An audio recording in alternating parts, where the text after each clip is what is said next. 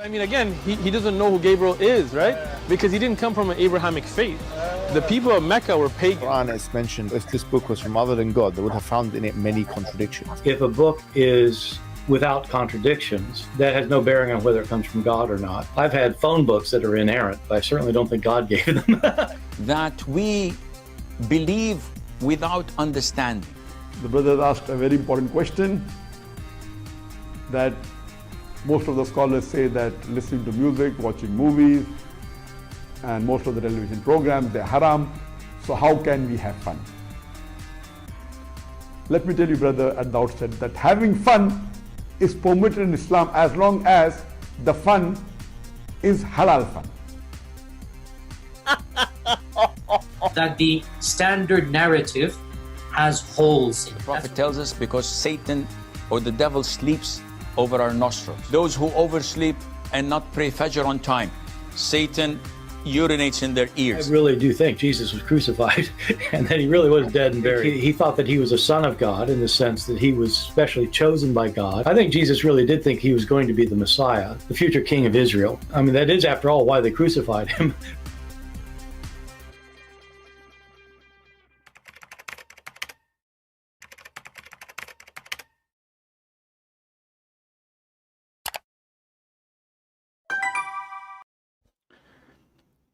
Hello everyone, and peace of Christ to all of you. I hope my voice is coming good and clear. Please invite your friends.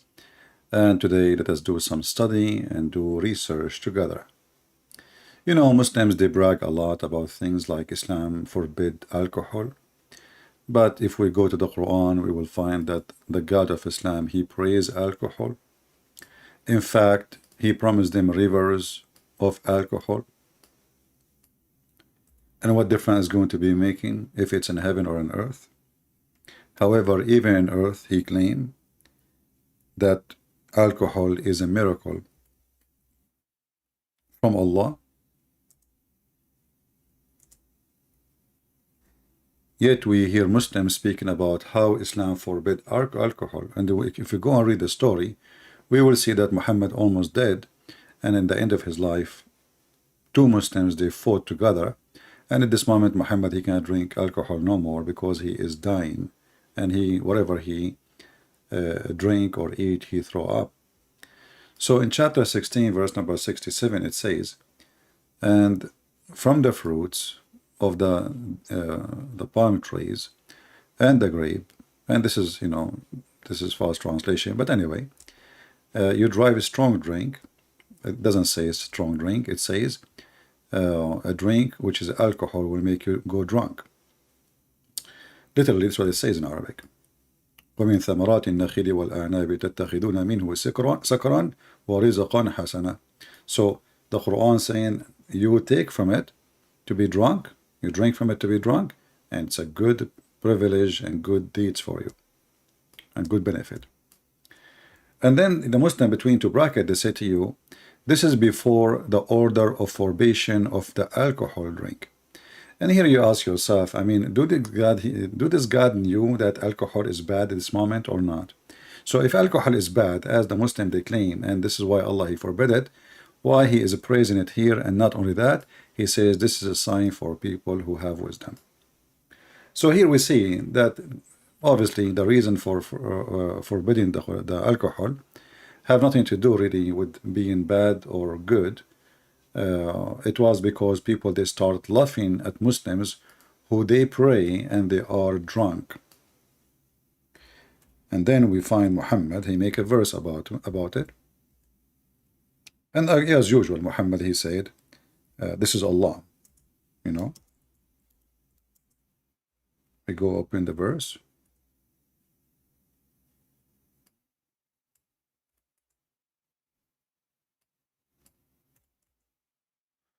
In chapter 4, verse number 43, it says, O who you believe, approach not the prayer when you are drunken.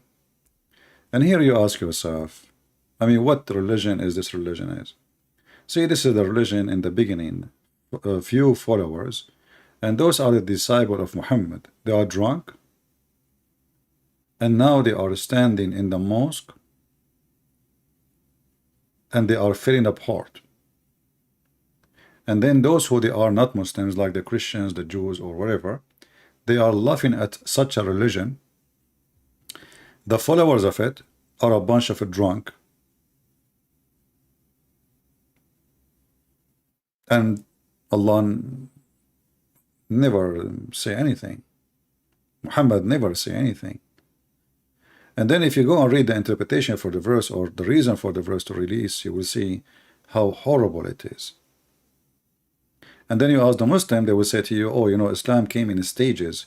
So those people, they drink a lot. You cannot tell them right away, stop drinking. So what they are saying to us, that their God is weak and he's hypocrite. So if somebody doing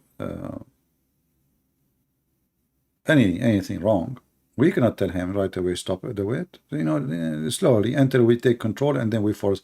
But this is telling you that Muhammad is a false prophet from the beginning, because if this is wrong, it's wrong. It doesn't matter. And we just saw a previous verse where Allah, he praised alcohol, speak about it in a very good way. And then this God, he go farther, and then he promised the Muslims not only alcohol, you will have rivers of alcohol. When you go to heaven, you will not have a bottle of wine. No, you will have a river of wine. Running river, you know, of water and wine. River of milk, river of water, and rivers of wine. And this wine will be very delicious. And what if I drink wine in earth? Am I going to not go to heaven in Islam? No, you go to heaven. Muhammad, he says, the one who drink wine in heaven, in earth, he don't drink it in heaven. That's all. So if you, and the funny, he drank it in earth himself. So are you going to drink it, Muhammad? So here we see that this religion is not really a religion. Muhammad, he started associating with the Christians, and he noticed that he have a lot of stupid things in his cult, including even worshiping the oneness or the oneness of God. If you remember before, we saw a Jewish man.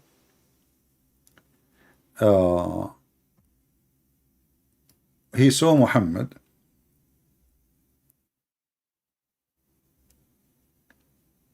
teaching the Muslims wrong and shirk, which mean you know, is not a person who believes in one God. You know, he's a polymath.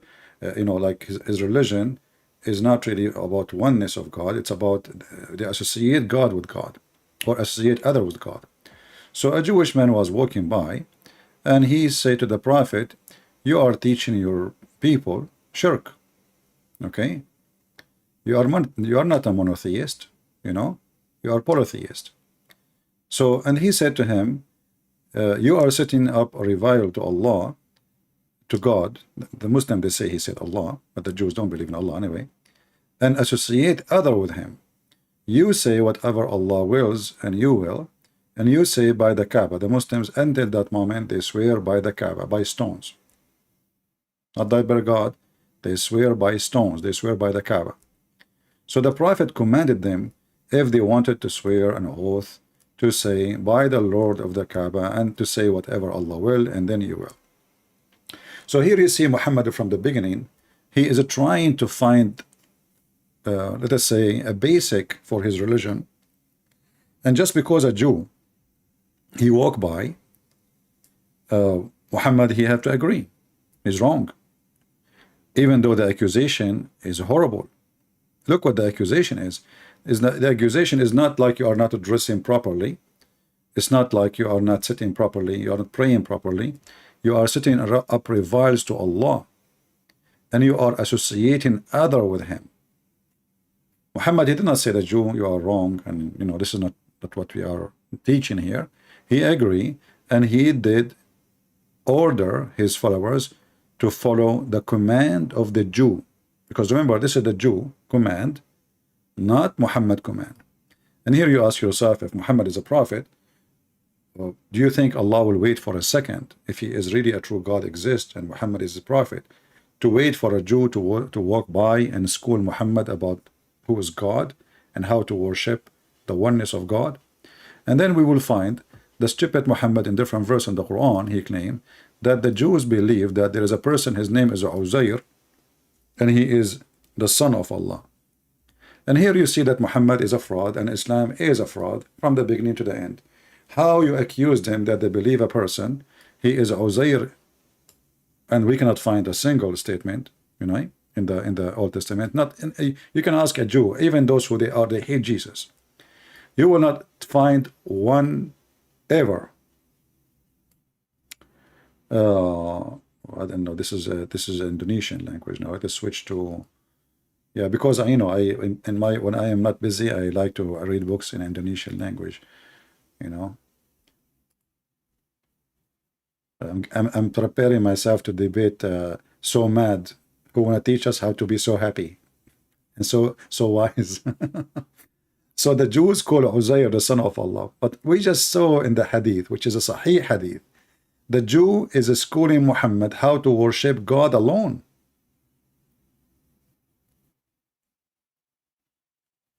And here you notice that Islam is not legitimate in anything, in the reference, in the statement, in the teaching, in the mouth statement of Muhammad, in the mouth statement of the companion of Muhammad. Everything is a fraud, because it cannot be both. It cannot be that a Jew walking by and teaching Muhammad how to worship God alone, and then the Quran says that the Jews, they worship a guy, his name Uzair, and then he continues saying, and the Christian call Christ the son of Allah. Here you see the stupidity of the Quran again, inconsistent, because if we go to different verse in the Quran, you will see the same Abdul Aka Muhammad, he say that the Christian, they say Jesus is Allah. And you know there's a huge difference, right? We Christian, let us say Muhammad, he want to say that, you know, we call it the Father, you know, but we Christian, we don't say that the Messiah is the Father. We don't. So here you see how in one verse it says that the Christian, they say that Jesus is the son of Allah. In different verse, chapter 5, verse number 17, Jesus is Allah. So do you see how this is an unreliable cult? The one who made the book is an idiot. All right. Why it says a son, when it's come to Jesus, they say the son. Let me go to the verse. Hold on.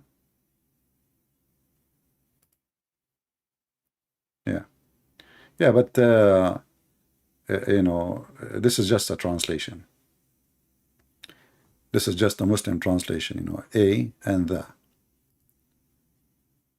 Yeah, this is just only in English. This is not in Arabic. As we said before, never take Muslim translation for granted or to be serious. For those people, they are doing you know, sale business, you know, they cover up everything. So look what happened now. I mean, and the funny, the Quran says if this is a book made by other than Allah, you will find a lot of contradiction, correct? But as you see, this is always a contradiction. But now our topic today is about the queer. The queer. If you remember last time I spoke to, what his name? Safaraz, the guy from Pakistan. I asked him if there is any verse in the Quran says somebody is drunk, he drank, somebody is a gay, somebody is a lesbian, he will not go to heaven. He said no. Then you ask yourself, why? If being a gay is something serious. Look, you guys, Ilyas, he said, there is no contradiction in the Quran. So what we just showed you, I mean, we just finished showing the screen. One verse says that Jesus is Allah, and the other verse saying the Christian, they say he is a son of Allah. You can't be both. How you can be the son of Allah and you are Allah? And then the Abdul says to me, there's no contradiction, okay? Christian Prince, I'm telling you, okay, be careful. You are wrong. There is no contradiction. And this is how the Abdul, they refute you. That's it. The problem solved. There's no contradiction. I mean, what you can do about it? Can you do about it anything? No, you cannot. Because simply, there is no contradiction. And if Abdul, he's saying in the chat, there is no contradiction, okay, that means there is no contradiction.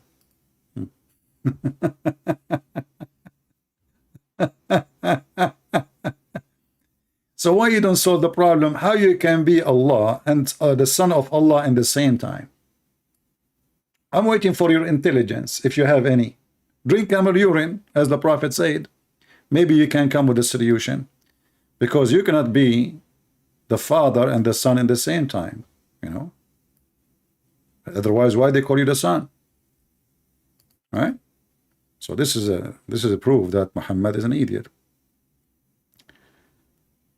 And then if we continue and we ask the Muslims, here we go, we have many Muslims in the chat.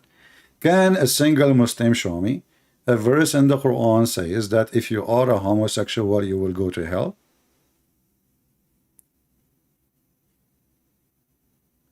Any Muslim?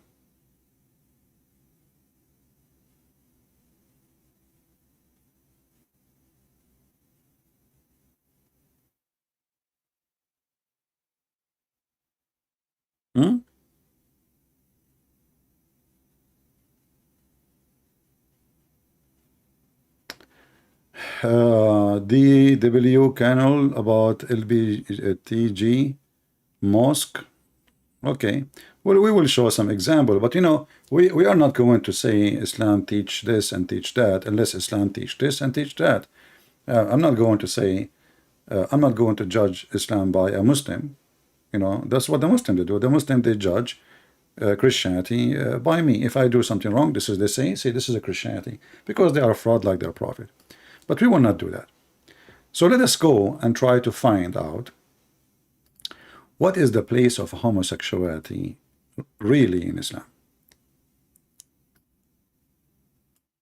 I looked in some videos in YouTube just now before we go live, and I found some videos.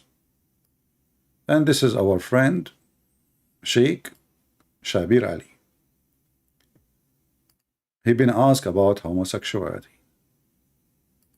Sanctioned marriage according to the Quranic rules and dictates.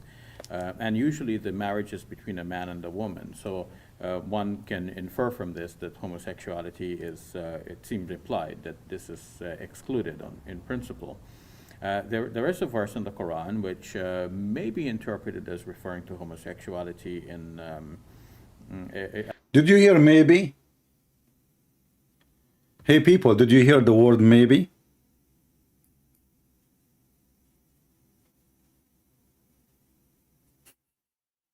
Maybe? So you Muslims are saying there is not a single verse in the Quran speaking about homosexuality clearly? Maybe interpreted? Maybe? Okay, what this verse says? Go ahead, Mr. Maybe.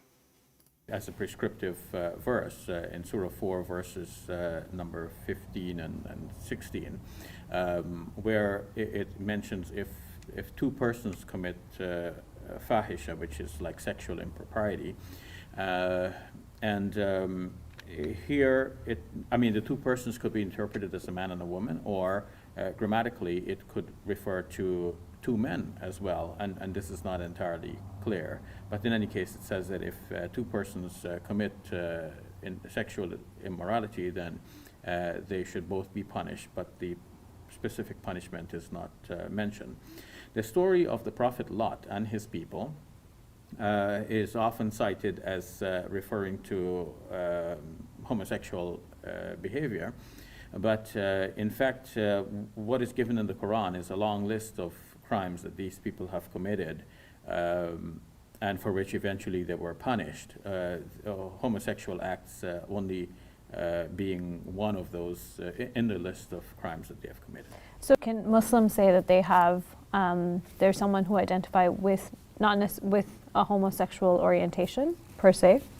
Well, the Quran does not actually go into details about the difference between the orientation and the intimate act.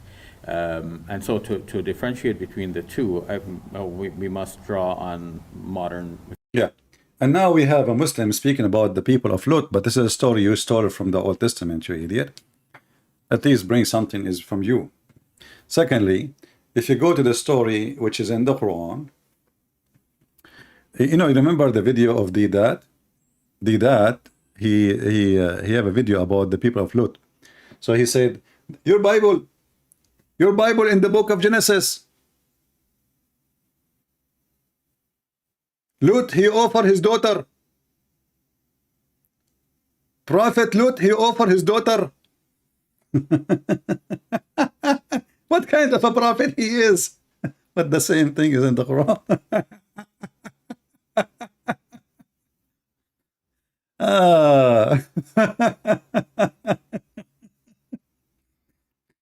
Those they call them sheikhs.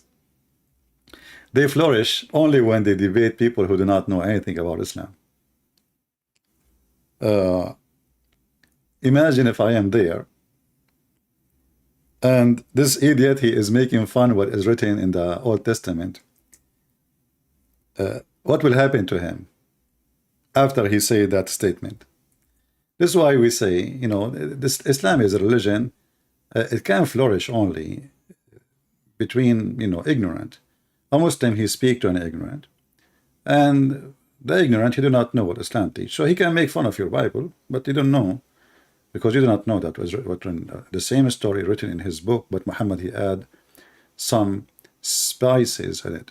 So when the Quran speak about the story of Lut, let us go there.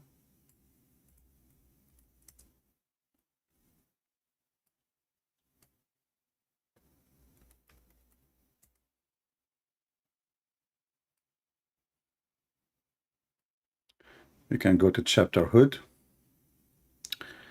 Where is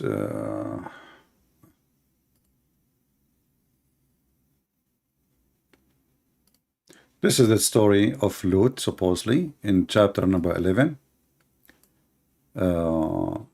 And this is what Didat was making fun of, that in your book, Lut, he offered his daughters instead of sleeping with the men. But here the story is distorted, as usual. However, you will find here, in the Bible, the story of Lut, Lut is not a prophet. In Islam, he's a prophet. And Lut is doing what he thinks is right. It's not God telling him, go and tell them, say this and say that, and, invite them to do that. No, this is his opinion. In the Quran, Allah supposedly is trying to fix the problem.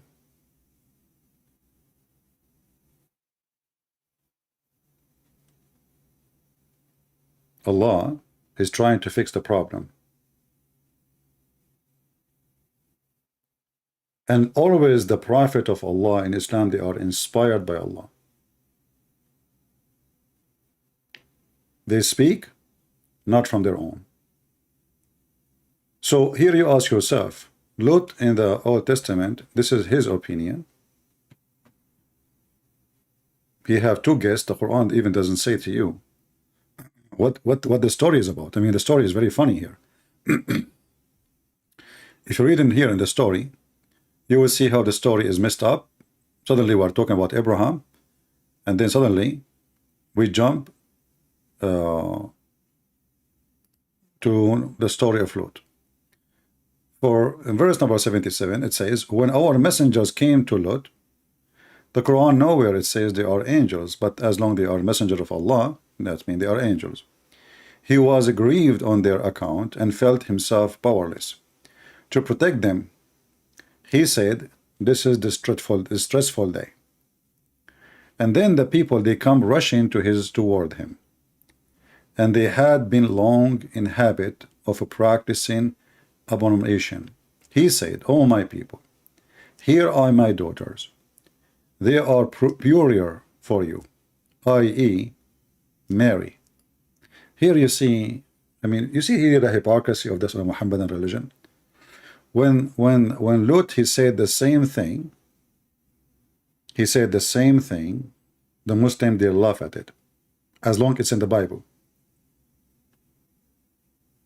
When Lut, he said the same thing in the Quran, and they add to it fabrication to marry. The whole town is outside to marry them. Do you see the stupidity? The people rush to his door. They want to break into his door. And now he's saying to them, my daughter to remarry. You see, they try to fix it. Go and read the interpretation and you will die laughing. But here you ask yourself, Allah, he is giving like inspiration to Lut to fix the problem. So now they don't have homosexuality, they sleep with the daughters. What is different is going to make anyway?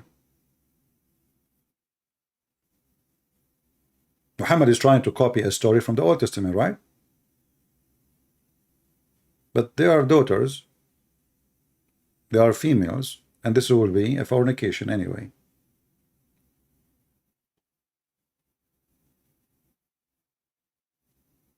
And then, now fear Allah and cover me not with shame about my guest. So now he will not be covered by shame because they are going to sleep with his daughters, but he will be covered by shame because they will sleep with his guest. So Muhammad, as a counterfeit, always he copy a story and he add his own spice to it. And the more he add, the more the story become really stupid and very, very funny. If you read in the story here, it says that the whole town. Ja'ahu, it says here, qawmahu. You don't say qawmahu when you say the whole town. The whole town.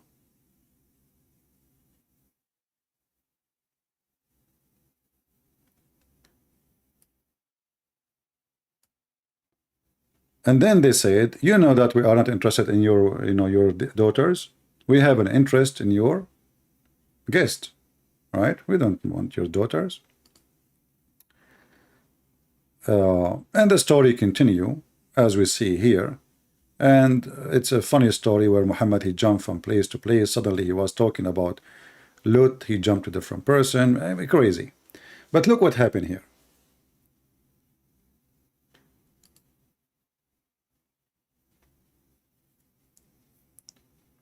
Not a single verse in the Quran is speaking of penalty for someone is a homosexual. Not a single verse. You see, the Quran have penalty if you steal, have penalty if you do fornication, supposedly. For sure you can steal, but not from Muslim. If you steal from non-Muslims, it's okay. There's no penalty. Actually, this is your job as a Muslim to steal from non-Muslims. They call it the booty, this is like your right. But if you steal from Muslim, that is a punishment. And Muhammad, he make it severe, copying the Arab, they cut your hand. And Muhammad is a fraud again. He copied what the Arab used to practice before him, and yet he claimed that this is what God he agree with, but those are the pagan Arab as they used to do before, he do after. And if a Muslim want to say to me, this is not what the Arab do, I challenge you and I will show you the reference and you will die laughing. So what is the penalty for homosexuality in Islam? Shabir Ali, he mentioned that in Islam there is two verses, maybe they are interpreted. Muhammad Babali saying same punishment as zina.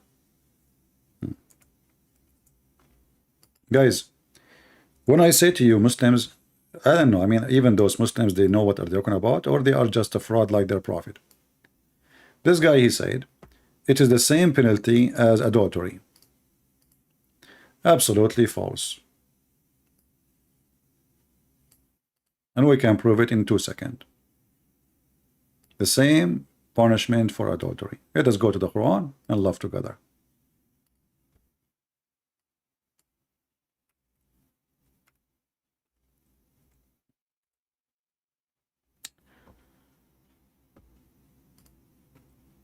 There is 2 verses in the Quran, chapter 4,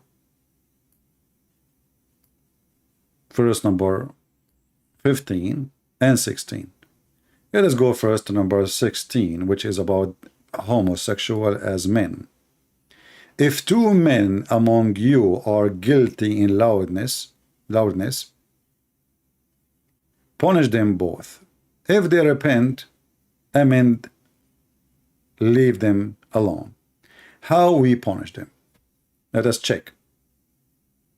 And then you will see how Muslims, they lie in purpose, or they lie because they are ignorant like their prophet.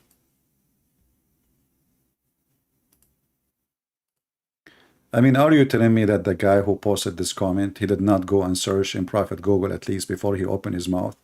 What is the penalty? This is the Quran, and this is the interpretation by the Muhammadan scholars, and this is Tafsir al-Jalalain. It says here, if 2 of you, they do this, 2 men, then punish them both with insult and beating them with sandals. Is that the penalty for homosexual, for zina, Mr. Shish Kebab?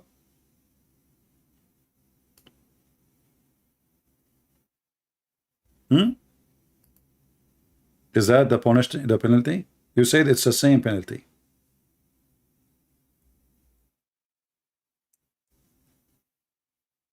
Muslims, Muhammadan actually, there's nothing called Muslims. Those people, they are just following the fornicator Muhammad, the adulterist, the idolater, the homosexual, the child molester, the thief, the criminal, you name it. When they say to you something, never ever take what Muhammadan say to you as a truth, because those people in chapter 3 verse number 28 and many other chapters been ordered and commanded to lie. And this is additional proof that Islam is satanic. So while a woman or a man, if they do fornication, the penalty is to bring 4 witnesses, and this is another joke, we will talk about it later, and then we will wipe them with 80 whip.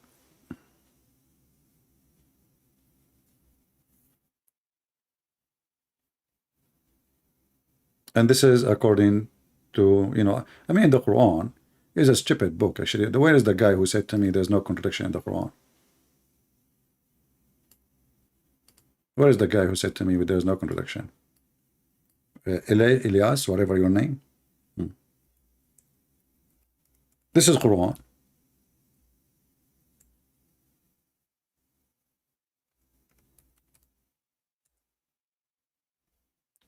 Chapter 24, verse number 4.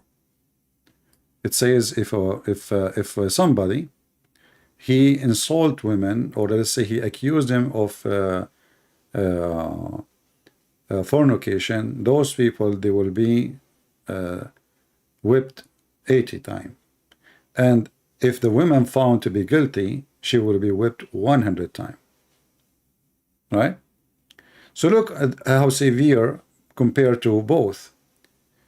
If you accuse a woman and you could not bring 4 witnesses, and those 4 witnesses, they have to see the penis going in and out, excuse my language, and that is impossible. How in the world anyone can bring such a witnesses? I mean, your wife now sleeping with the guy next door, and now you enter the bedroom, and then you ask him, please, can you stay? Because I have to call 4 friends, and they have to see your penis going in and out.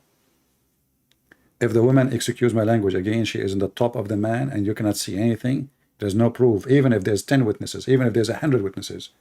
Muhammad, he said, they have to see it as the ink, the pen go in the inkwell. There's a story of 3 witnesses, they came. And Muhammad, he asked the first one, did you see the penis going in? He said, yes. The second one, he said, yes. The third one, he said, I saw her legs around his neck. like ears of donkey, and they were shaking.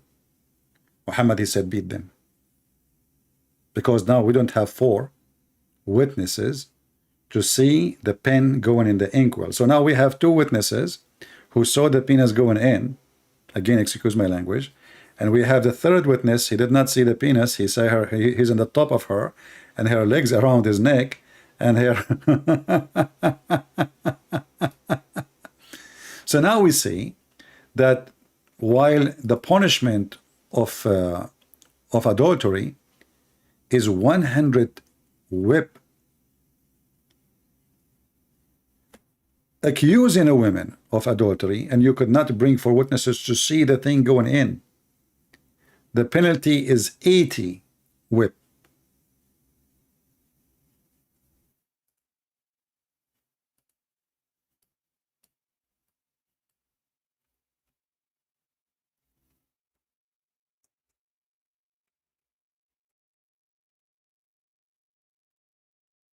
While if a homosexual having sex with a man, the penalty is to beat them with sandals.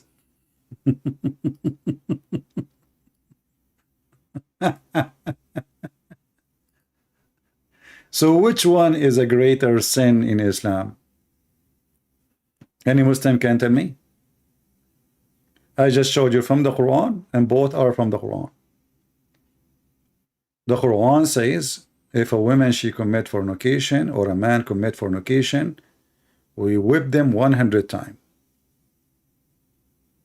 If a man accuse a woman of fornication and he could not provide, even if he is the husband, he could not provide 4 witnesses seeing the porn movie in full three-dimension details, those we will beat them 80 times.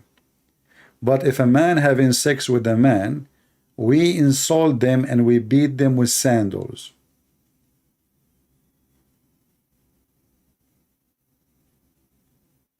Any Muhammadan have an answer? Where is the guy he said it's the same punishment? You still alive, my friend?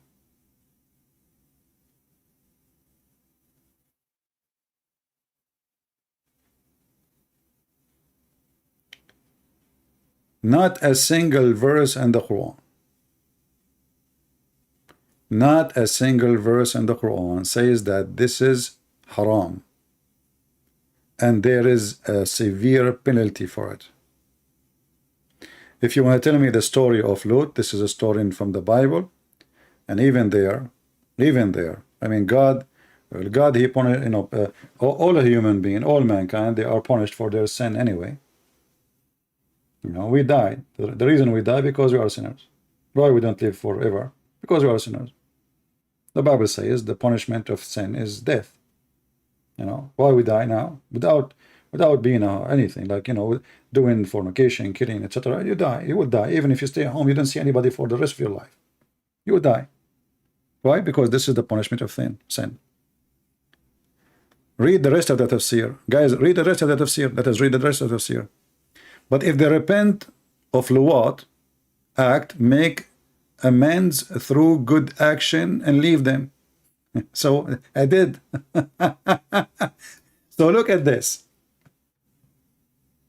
Why Allah in the story of Lut, which is a story from the Bible, he did not say, hey Lut, don't worry, we will insult them and beat them with sandals. Are you with me?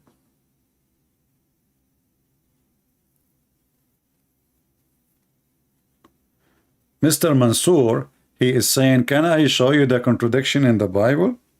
That will be horrible for you, Mr. Mansour. Are you going to show me a contradiction in the Bible of Allah? This is Mansour. He is the smartest between the boys in the family, yet he is the only boy. He decided to change the topic because Islam is an embarrassment, and now he want to show you a contradiction in the Bible. But Mansour, he forgot that the Bible, according to the Quran, is the book of Allah, and that is additional proof that Allah cannot be God, Because if this God, he sent the Bible and he could not protect his Bible, obviously your God is a fraud. I mean, I have a book. I am not Allah. Huh? I have many books. I challenge you to corrupt my books, brother. Can you? So how I am a person, a human, and you cannot corrupt my book, but yet Allah, he sent 124,000 messengers and all their books is screwed. That's mean Allah is screwed, because those are the books of Allah. You see, Moses is not the author of the book, because simply according to the Quran, even the Quran says Allah, he wrote the Torah, all of it by his hand to Moses. Guys, imagine how many truck Moses he need. The whole Torah is written by the hand of Allah. Brother, the whole Torah, are you sure? Yes, brother. Okay, how Moses was able to carry the book?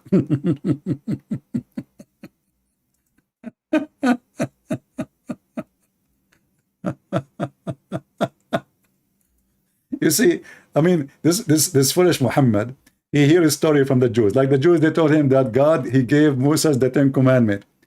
Muhammad, he switched the 10 Commandments for all the Torah. What the heck?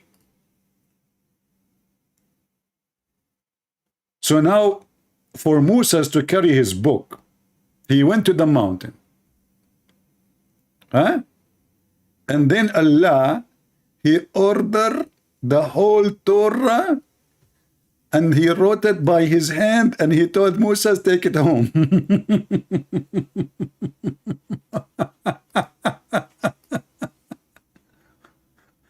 I mean, you see, this is called the entertainment of Muhammad.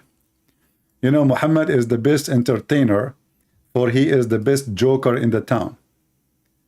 Allah, he wrote the Torah by his hand to Moses. The Torah, are you sure, Muhammad? Yes, brother. I'm very sure. Allah, he told me. Allah never lie, brother. Yes, brother. Here we go. If we go to the Hadith, just to confirm that, because the Muslim, they will say, it doesn't say that, CP. Huh? Here we go. It says he wrote for you the Torah by his hand.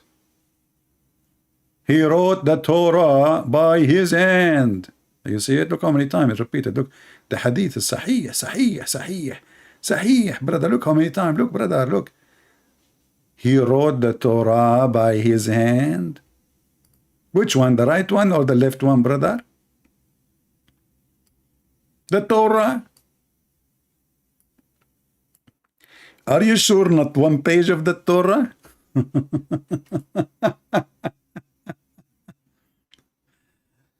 Thank God I wasn't Moses, man, because I have to carry now like I don't know how many million trucks to go home.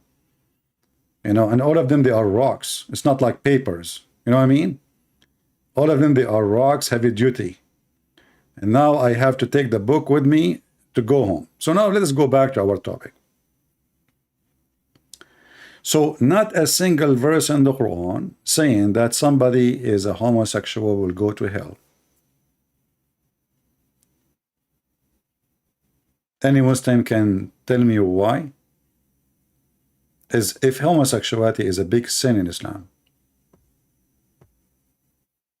Not a single verse in the Quran treat homosexuality equal to any other thing.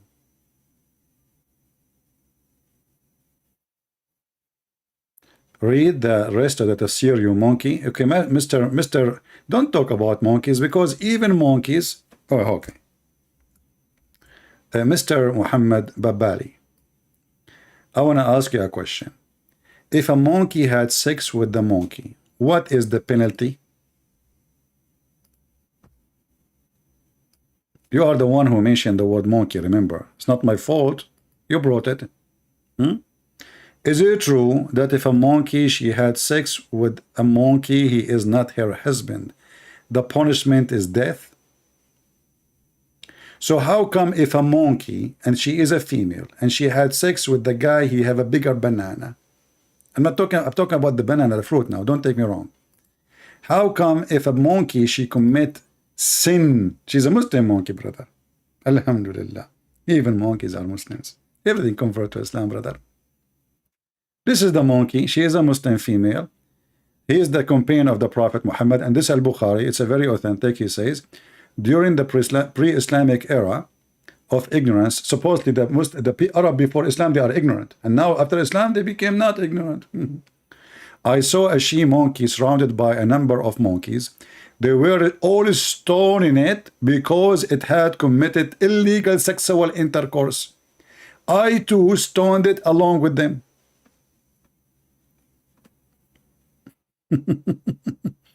Now we go to the tafsir, which the guy he is asking us to read the rest. My friend, is there a rest? What rest? It says here, are you Muslims? Are you not? Guys, this guy is saying to me, read the rest.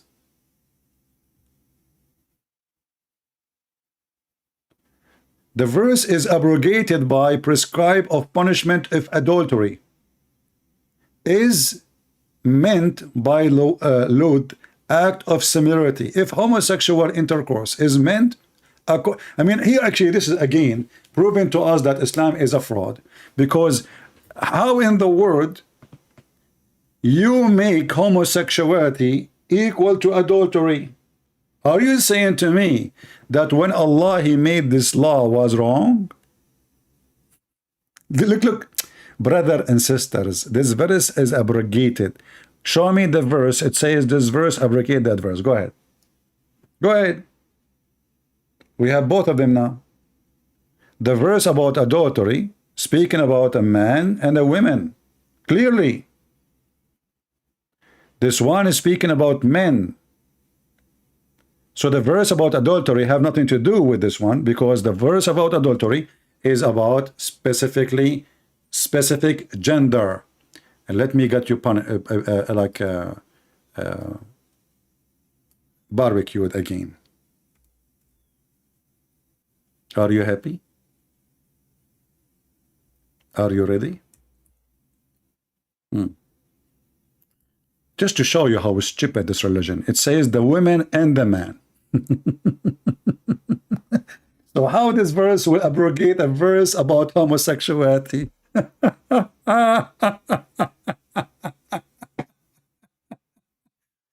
Does it say in the front of your eyes, the woman and the man who they do together, boom boom, take them to the room and give them a broom and bring hoributar and tell them how it's what the heck? So this is the one will abrogate the verse about homosexuality when the verse speak about a man and a woman sleeping together. Are you there, Abdul? And why Allah want to abrogate his law? He just made the law.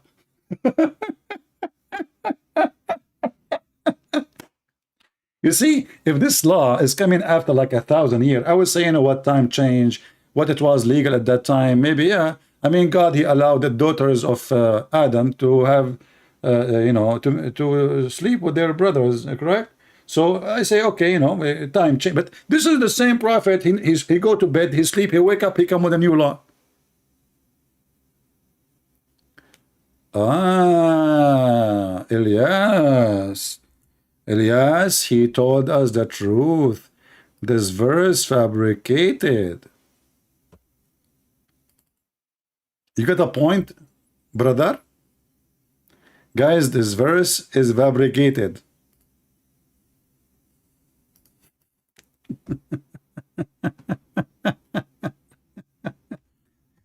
And this is why the Muslims around the world, who they are homosexual, they challenge the Muslims. They say to them, okay, can you show us one place in the Quran it shows that this will not make me go to heaven if I am one of those who do homosexuality? Can you show me? They fail. They literally fail. This is a Muslim Imam.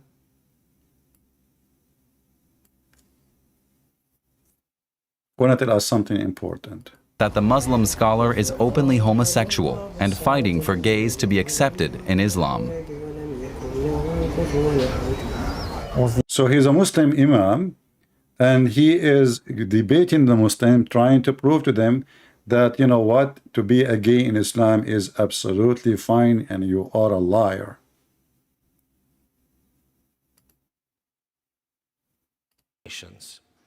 Hello, everybody. My name is Al Farouk Your name is what? Kaki. I'm a Muslim. I'm a Rifai dervish. I'm a gay man. I'm Okay. Nice to meet you.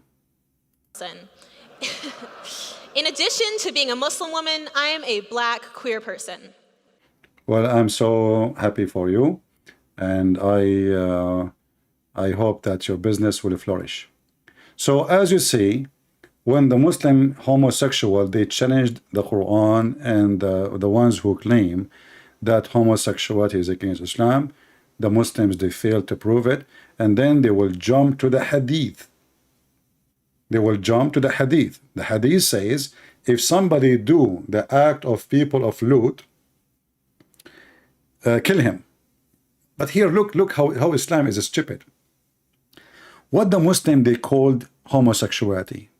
They call it liwat. The Muslim, they call homosexual liwat. They use a prophet name to describe homosexuality. Do you see the stupidity? Are you getting the point? So let us say Muhammad is a prophet, right? So, and we want to describe now a lesbian. So we say Muhammad. You know, they are doing the act of Muhammad. But I mean, how you call it Lut if Lut is not the one who's doing it, you idiot? But anyway, just let it go. But here you notice that the Muslims now, the Muslim Sunni, who they try to enforce certain ideas that Muhammad is not a gay, they say to you that Muhammad, he said it clearly to kill the one who is a homosexual. But to respond to that, what is the proof that Muhammad, he said that, when all reference prove that Muhammad was a gay? Is it normal for a person to go and open the door and he was totally naked?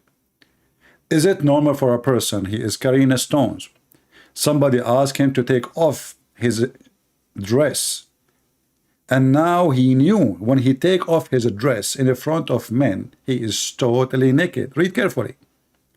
The Messenger of Allah was carrying along with them, his people, stones for the Kaaba, and there was a waist warper around him. And this is telling you that, you know, the Arab at that time, they don't dress like now.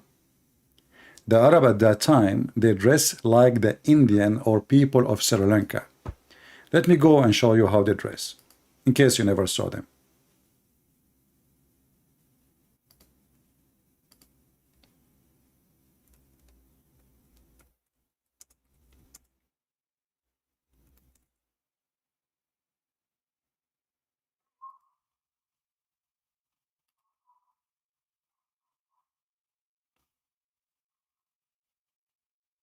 They have a skirt. I'm trying to find an old tradition Indian.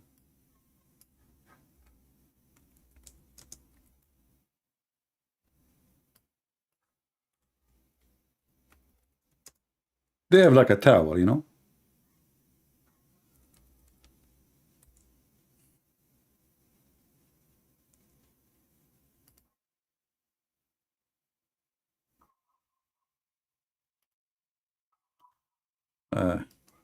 This picture took us to Amazon. We don't want to order it. All right. This is how the Indian, they dress. It's like a skirt for men.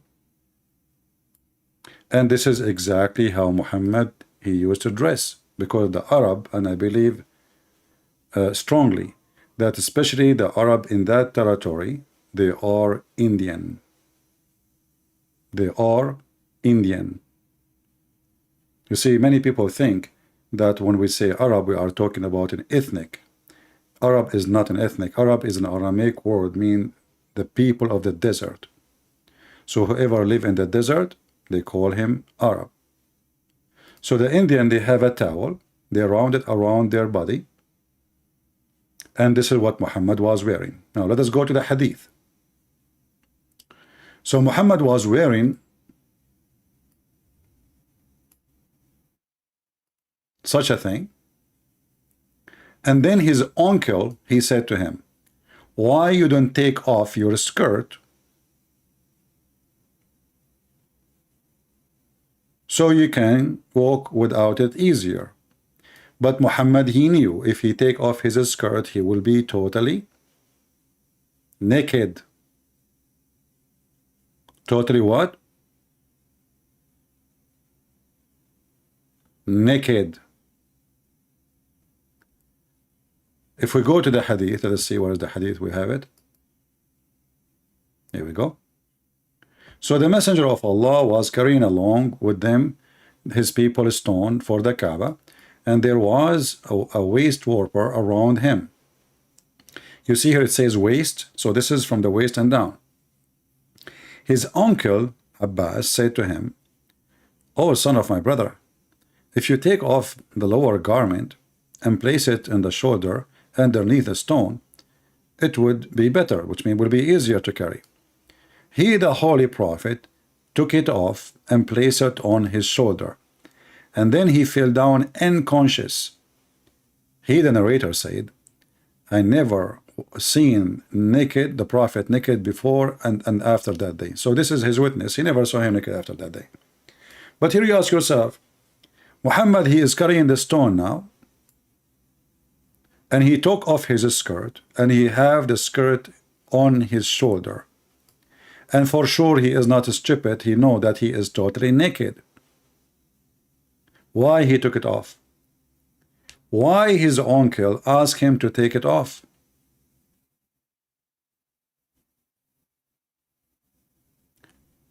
The answer is very simple. Nakedness for those people and homosexuality was very normal. If you remember, the hadith says that the Arab used to go totally naked around the Kaaba.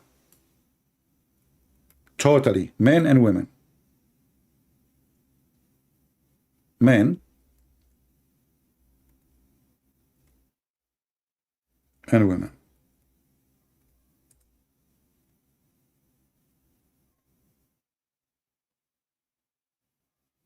As you see, this is Sahih Muslim. It says that when the people of Quraysh, they used to practice going around the Kaaba, they used to go in the state of nudity. The state of what? Nudity. The Kaaba was a sexual party place. If you have my book, Sex and Allah, you will see a woman and women going around the Kaaba totally naked, and one of them she was singing, and later Muhammad, he wanted to sleep with her. Muhammad, he used to go and sit around the Kaaba just to watch naked men and naked women going around. And then here you need to ask yourself, and we ask the Muslims who they are with us here, what was the religion practice at that moment which is required around the house of Allah to be naked? And why we cannot find one verse in the Quran where Allah said, never allow them to walk naked again around the Kaaba? Guys, do you understand what I'm saying? If Islam is a religion, speaking of modesty as the Muslim they claim, but as we know, Islam is against modesty. If you are for modesty, then you don't say, if I divorce my wife 3 times, you have to bring somebody else to F her. Then I can take her back. If Islam for modesty will not allow even multiple wives, if Islam for modesty will not allow the woman to give her breast to a stranger, yet she have to cover her hair. And yet if you go in the Quran, by the way, we will not find a single verse in the Quran says women, they should cover their head. It's a lie.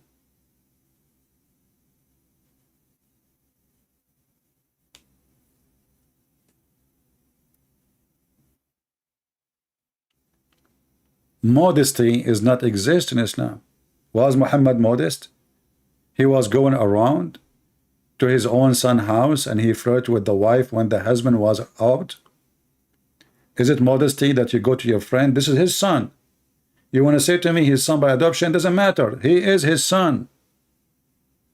That is actually make it more worse. Because Muhammad, he brought the tradition of the Arab where if somebody adopt a son, that's it. He is his son. Nobody did that before Muhammad. He go to his son by adoption, because Muhammad can't have kids. That's why the adoption happened. And properly, Muhammad, he adopted that person so he can marry him to that woman, so he can go inside the house and nobody can question him. Because obviously, this is what was happening. So he go to the house, and this is what the Muslim they say in their books. Imagine what the story really is. Remember, we are talking about person, they worship him. If you speak against him, they will kill you.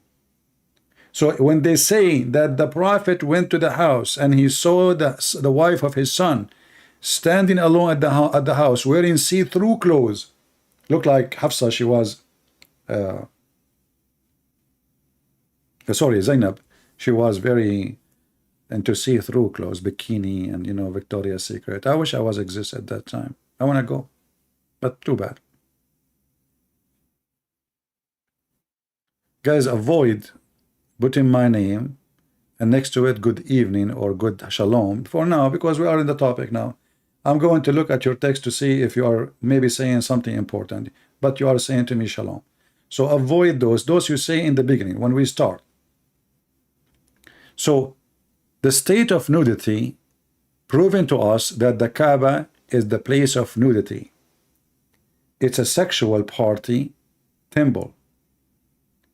The black stone was always, and we can show you the reference, the black stone was always a stone where men and women, they want to have sex, they want to have babies, they go and they place their hand on the black stone. When the woman, she have a blood from her period, she go naked around the black stone, she touch her vagina, and she place her hand inside the black stone, and then she pray to Allah to fertilize her.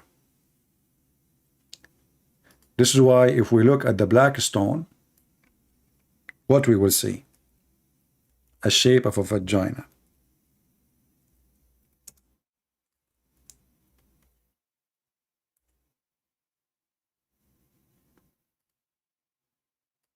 We don't see a normal stone in a wall, This is what you think you will see. You will see a stone, right? No, you don't see that. You see a vagina. And by the way, even this one is additional proof that Islam is a fraud. Why? Because according to Muhammad, this stone will stay until the day of judgment to witness to what we did. And Allah, he sent this stone was white like milk. But because the sin of mankind, and this is when the women, those people, they believe that when the woman, she cannot have children, obviously because she committed a sin. So when she touched her vagina, and then she touched the black stone will suck her sin, and that will purify her vagina, and she will be ready for fertility. And this is why the Muslim, the wax inside the stone is in the color of period, as you see. And there, if you look right now with me, you will find there is no stone. The stone is gone. You see, this is additional proof that Muhammad is a fraud. He said this stone will stay until the day of judgment. And now we have only 5 or 6 little tiny stones. The rest you see, this color is wax. It's what? It is a wax.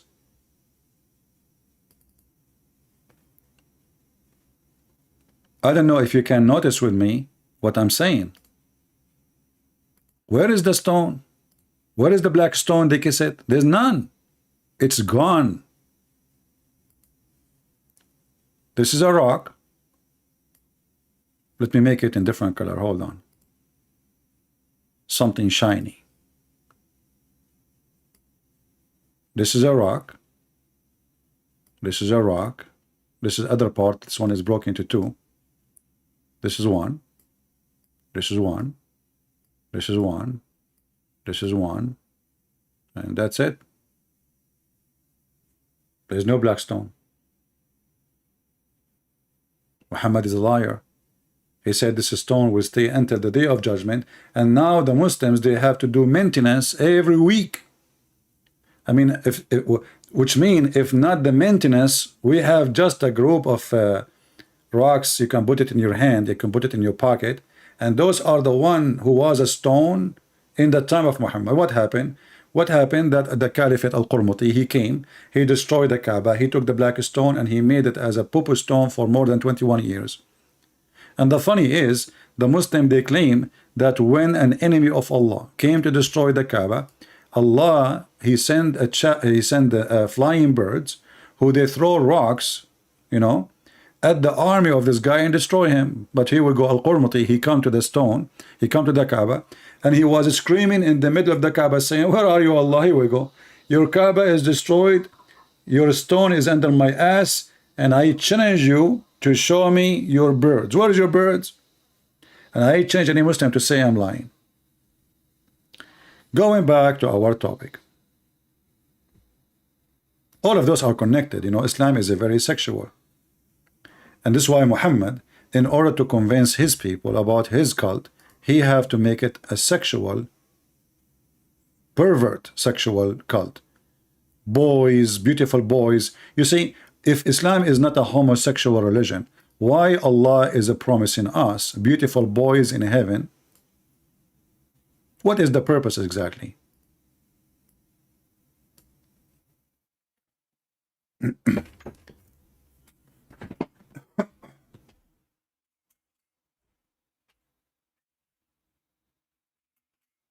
All right. It's getting hot.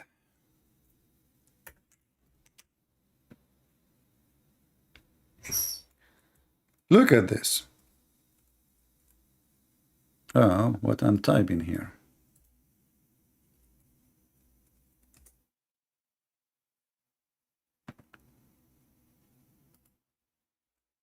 This is a religion of God. And this religion of God promise you in heaven that you will have little boys. They are devoted to you. And they are so pretty. You see, they are Muslim here. They are saying handsome. Handsome.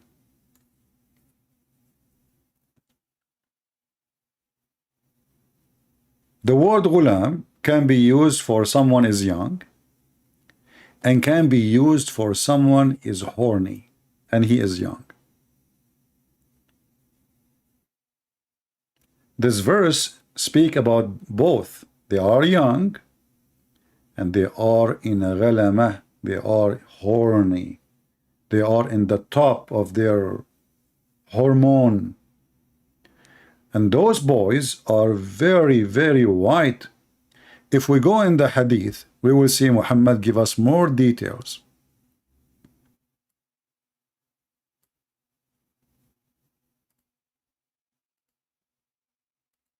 And what happened to my browser? I click, it's not working. Okay, now.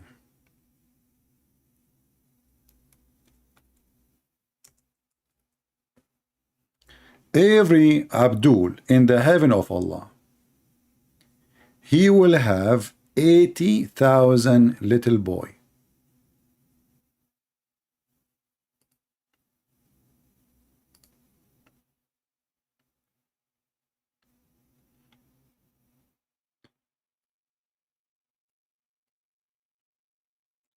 If you compare the number of the female to the number of the male in the promise, you will see there's no balance. This is the lowest reward, by the way. This is the bad Muslim. This is the lowest reward. So like when somebody says to you, Muslim, they promise 72, this is not true. 72 for the bad Muslim, a homosexual maybe, you know? No, the homosexual is not a bad Muslim actually.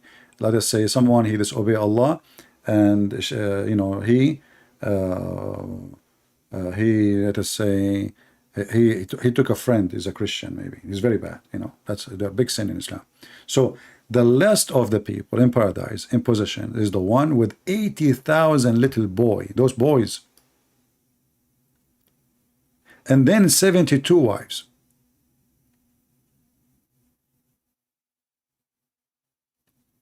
$80,000 little boys, they look like pearl and they are very white.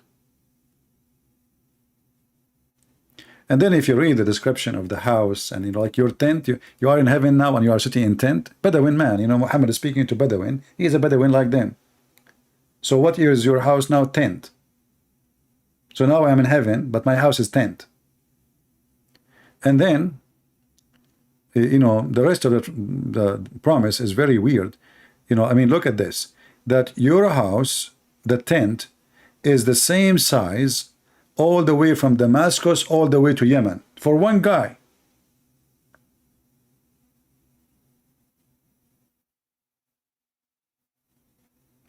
The tent, the size of one tent. This is the lowest reward, which means the bigger you are, the bigger your tent will be, and the bigger the number of the servant will be. So one tent for one person is 80,000 little boys, and those boys will never bleed. The Muslim, they will say bleed. They don't bleed from drinking, but this is funny because the one who will drink is not the boys. It is the Muslims. And why they are boys? And you know why you need even servants in heaven? You see, the Muslim, if you watch their videos, there's a very funny video. It's called The Description of Paradise. If you watch it, you will die laughing. The guy, he says, in paradise, your clothes will never wrinkle. Your clothes will never get dirty. You will never need to get shower. You never go to the bathroom. You never asleep. If you wish something will be in front of you, Allah will send it to you right away and in the second. So what the servant for? If nobody want to clean my house, and nobody is going to cook for me, and nobody will bring me tea and coffee, and nobody will do my laundry, and I do not need anything, so what the boys for? Any Muslim can answer? Who is a Muslim can tell us what is the 80,000 little boys for if my clothing will never get dirty, will never get wrinkled, will never even change them? You will wear a green silk clothes for eternity. You wish something, you see a bird in the sky, you say subhanallah, the bird will be a dish in front of you. And the video is there. I mean, the video is I played, by the way, this video in the churches. I did many seminars, and people in churches, they die laughing, especially with my comment about the videos.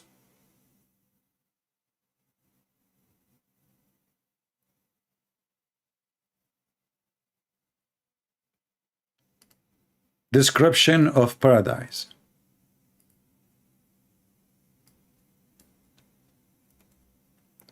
Yeah, before I leave here, actually, I'm really liking this. You know, I mean, this Muslim female here, she is a conservative queer.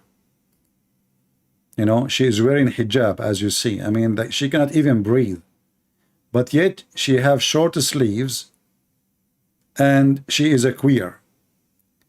I mean, this is really a very conservative religion. Look how you know, she looked like a mummy, and she is just coming from the coffin. What the heck is that? But anyway, Islam is weird, as usual. And, you know, Muslim women, when they dress like this, they try to show that they are modest, and they appeal themselves to men, like, you know, do you see how decent we are? You know? But if you go in the Middle East, you will see the decency for real, how it works. Very decent. #1 buyers for Virgin Again product.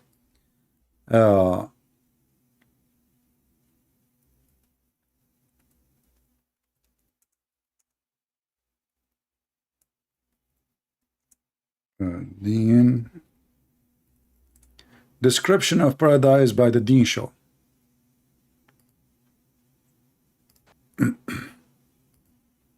Brother and sisters, if I play for you this video, not only you might heart attack, you will have a heart attack from laughing. Servants, أحبائي, my beloved one, أهلي, my family of Allah subhanahu wa ta'ala. And we, every chair assigned under your name and his name and her name. Brother and sisters, after you enter your house, actually I'm skipping the video because if you want to start from the beginning, you will die laughing literally. I mean, I'm not responsible for what will happen to you. This guy in the video, he says, nobody can describe the heaven for you, the heaven of Allah. Nobody. And then a second after that, he said, let me describe it for you. There is no such eyes can even see something like the Jannah. وَلَا أُذُنٌ سَمِعَتْ. Not even the ears, you cannot even hear about the true Jannah because the Jannah is beyond what you are hearing. وَلَا خطر على قلب بشر. You not even imagine, you cannot even describe or think what is the Jannah. Before, let me describe something beautiful about your castle. Nobody can describe for you. Let me first describe for you your castle. Muhammad, he say tent, the Muslim they say castle. Muhammad, he say a tent made from pearl, the Muslim they say a castle. And nobody can describe what is in heaven. Let me describe for you. And then, okay, describe for us what is in the castle. Castle. Ah. Your castle in the Jannah. Yeah. It's something so beautiful. Really? Your castle in the Jannah has 4 doors.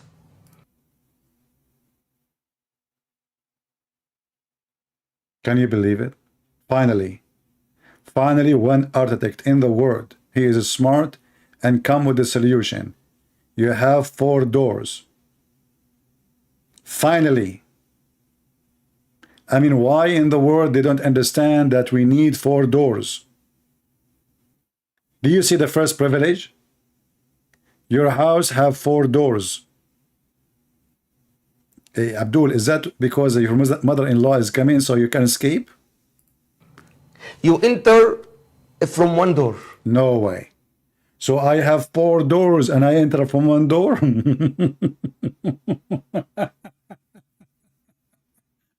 Don't you think this is too much? And remember, nobody can describe what is inside the heaven for you. Now we have details about, even about the door. A second ago, nobody can describe for you the heaven.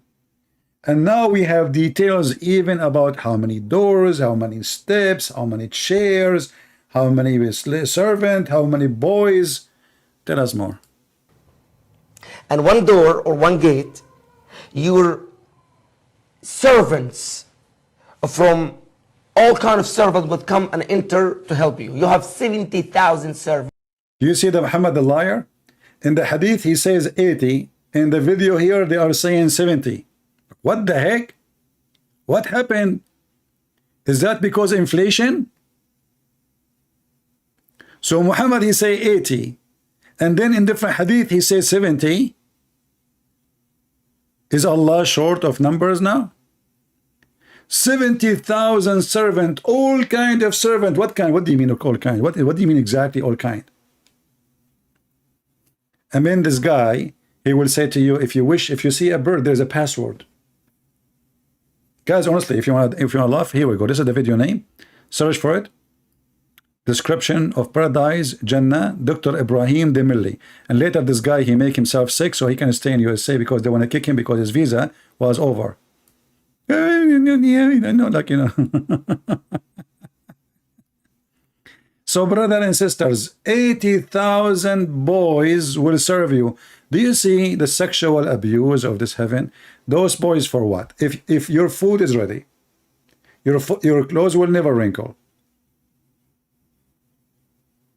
You see a bird in the sky, you see a tree, the tree will bring the fruit for you.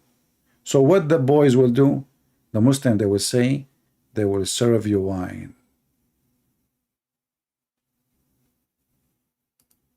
What the gift of women in heaven? This is a good question, my friend. I have the answer by Zakir Naik. Do you want to see it? Our friend here is asking, what is the reward for a Muslim women in heaven? Well, they asked the same question to Zakir Naik. Let me find the video for you so we can laugh.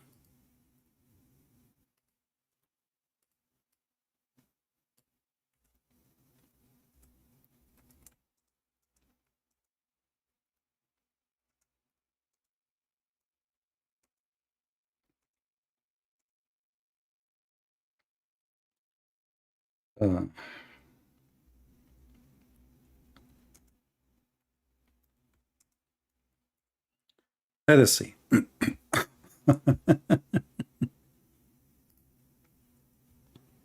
Bismillah. Of the translation, especially the Urdu translation, have translated the word Hur as beautiful maiden. If the word Hur means a beautiful it means a beautiful maiden, then what will the woman get in paradise? Actually, the word hur is a plural for ahwar, which is applicable to the man, and hawar, which is applicable to the woman, and it signifies the characteristic of hawar, which means big, white, beautiful eye, and describes especially the whiteness of the eye. The similar thing is mentioned as azwaj al-mutahharin many places in the Quran, in Surah Baqarah, chapter number 2, verse number 25, and Surah Nisa, chapter number 4, verse number 57, it says azwaj al-mutahharatun, which means companions, pairs. So the word hur is rightly translated by Muhammad Asad as spouse, and also by Abdullah Yusuf Ali as companions. So hur actually means a companion or a spouse. It has no gender. For the man, he will get a good lady with big beautiful eyes, and for a woman, she'll get a good man with big beautiful eyes.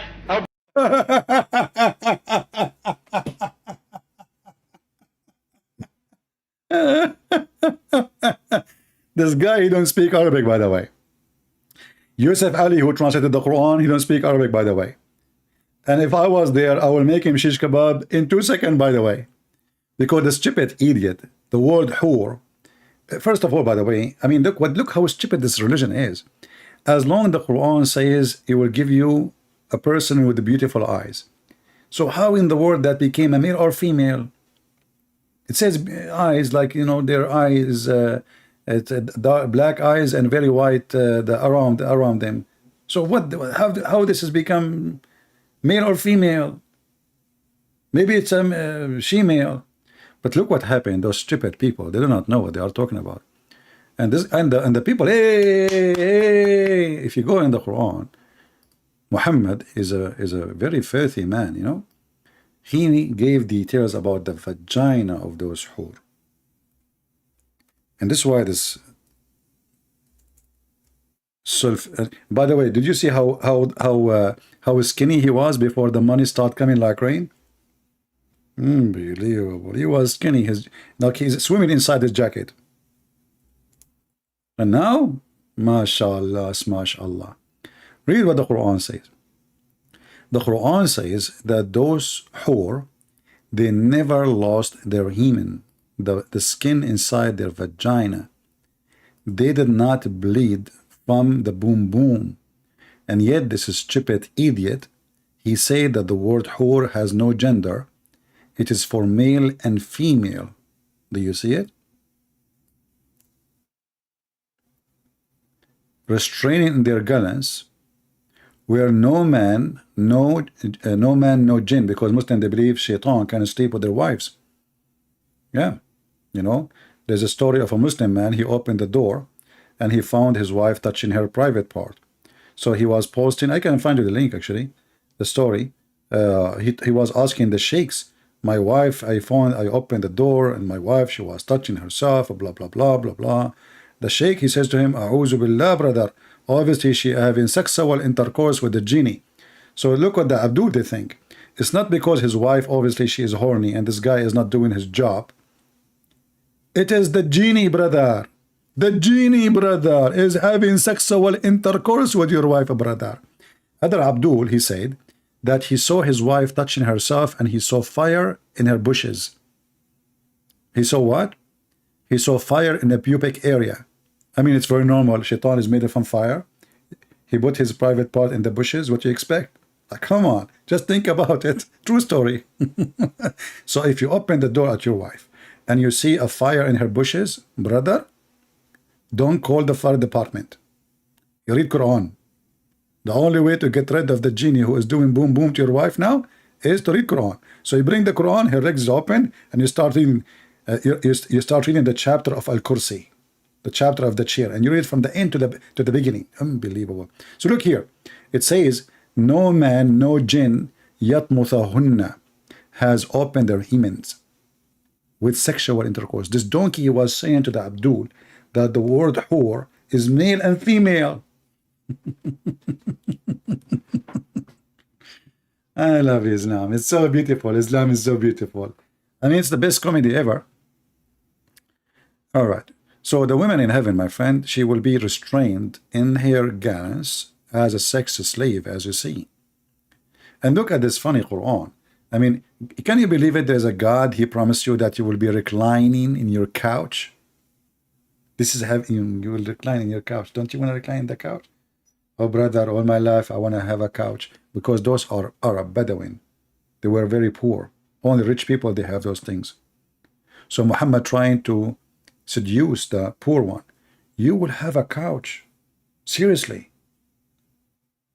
I'm telling you. And you will recline in it. And you will wear silk clothes. And not only that, actually. The word silk clothes, it's not even appearing in the verse.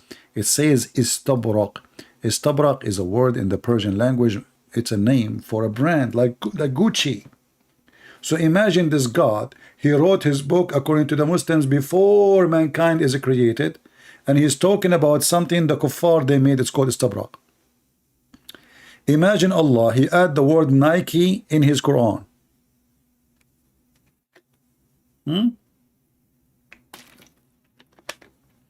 Imagine Allah, he writing the word Adidas in the Quran. This is exactly what istabrak is. It's very silly, very stupid religion, you know. And not only, brother, from every kind of a fruit there is pears. Anyone can explain the story for me here?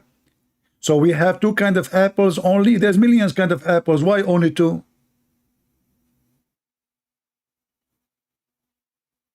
Like supposedly now he is generous. From every kind of a fruit there's pears. Are we eating shoes? Anyway, going back to our story about the funny Muhammad and his homosexuality. So as you see, if a person is a homosexual in Islam, there is no penalty really for him according to the Quran.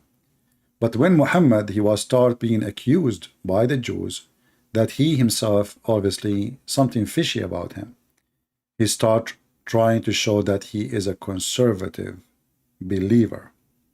So he start copying things from the Jews. As an example, stoning to death nowhere can be found in the Quran. All of us, we knew, the Muslim, they say the Quran is preserved. If we ask them where the stoning to death, they say, oh, hold on. The Quran have 3 ways of abrogation.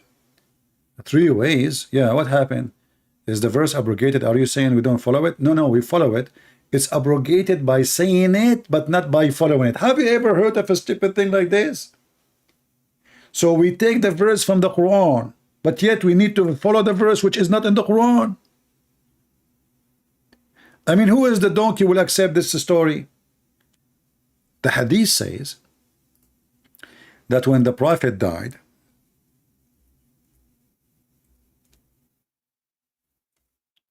a goat entered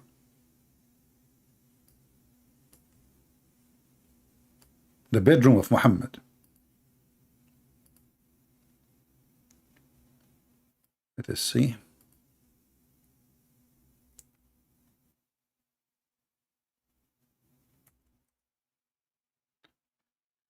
So when Muhammad he died, the Aisha, she was busy because finally she got rid of her old husband, and now the new husband or the boyfriend, he is in town. She was writing, sending WhatsApp message, hey, he finally he's gone. He can come tonight. The verse of stoning and breastfeeding of adult 10 times was revealed, and the paper was with me under my pillow. And when the Messenger of Allah died, we were preoccupied with his death, and a tame sheep came and ate it. If you ask the Muslims who they are in the chat, where is the verse of stoning to death?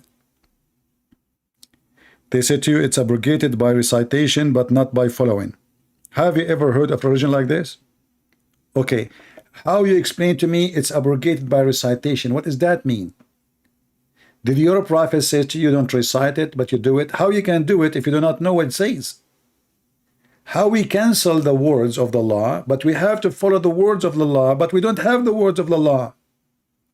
Secondly, the goat, she ate the verse in the paper, whatever material they use at that time. Did the goat eat your memory? Okay, the goat, she ate the Quran, no problem. But don't you remember the verse? Secondly, as long we are here, this is additional proof that Muhammad is a homosexual. Why?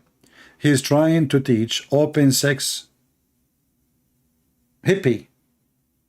A woman, her husband is jealous because she have a slave in the house and he stay with her all day long and he is a grown man. The Prophet told the women, give him your boobs. Have you ever heard of such a solution?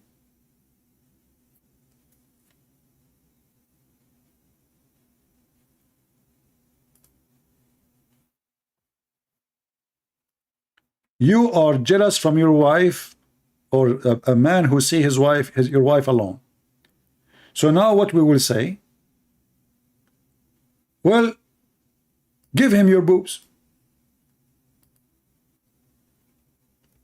And he claimed that Allah, as you see, it says 10-time breastfeeding for adult. Have you ever heard of a God? He sent such a holy verse that a man, he should suckle from a woman breast 10 times in different 10 days until he is satisfied. And then what? Still he can have sex with her. Still he can marry her. So what the point?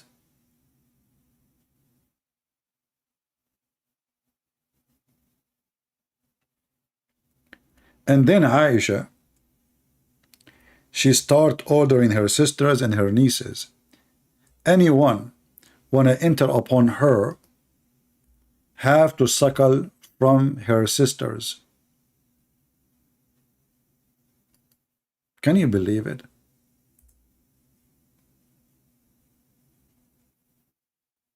So now Aisha, she became an important woman. The husband, he died. She is the most favorite sex toy to the Prophet. And now anyone want to see her, or you can see Aisha, no problem, but you have to go to her sisters. They have their boobs on the table in the other room. You sit in their lap and you start suckling. I mean, imagine if you have a video camera at that time.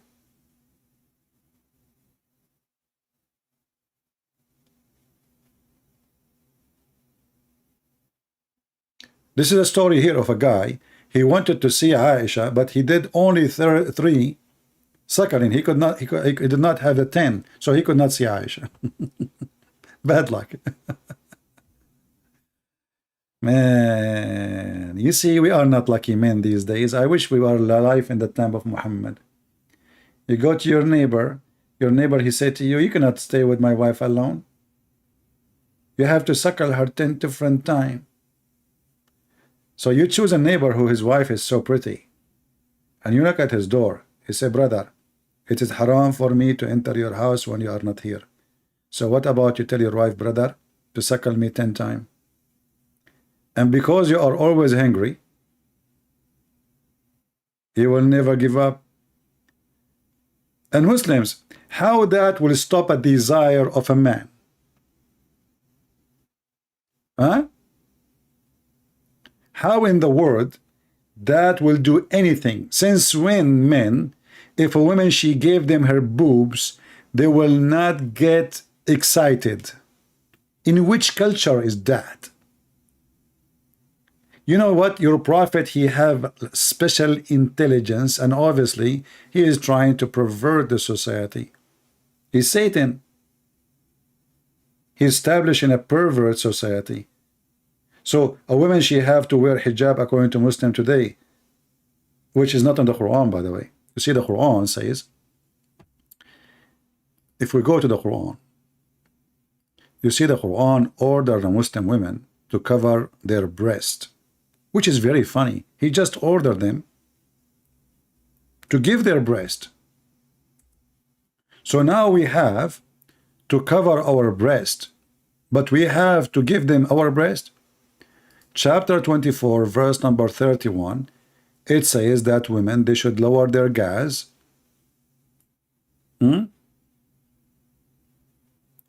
and they have to put something over their breast. That's all. There's no hijab, there's no burqa, there's none of this.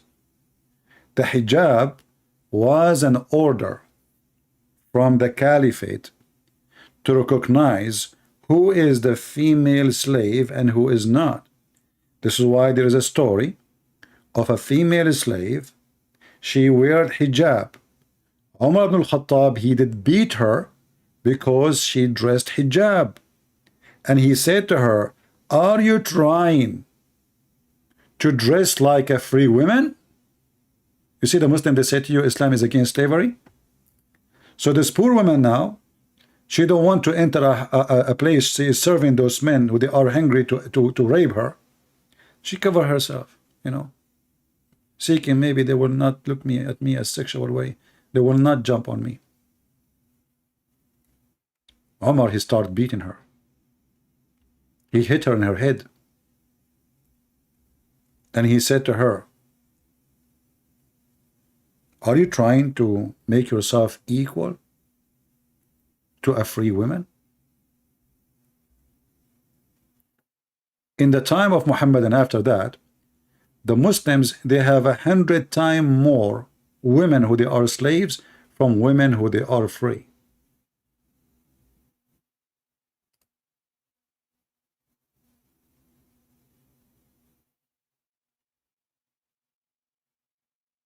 This is the truth.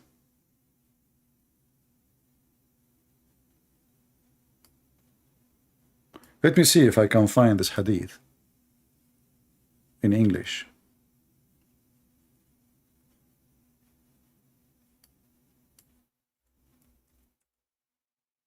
I cannot find it in English, but we can find it in Arabic, and we can use Google translation. And this hadith is sahih. So this is a Muslim here in a Muslim website asking how accurate this hadith is. The answer, it's very accurate. It is sahih.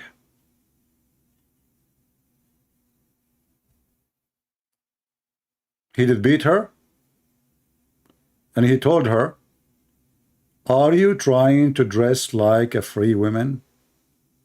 Are you?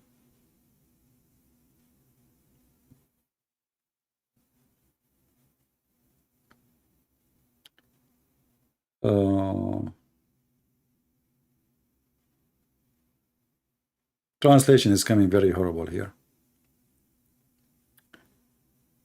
Yeah. A slave woman, she cannot wear hijab. So they order the Muslim women to wear hijab. And actually, you know what? I can find you even a sheikh explaining it. So the Muslim cannot lie and say it's not true.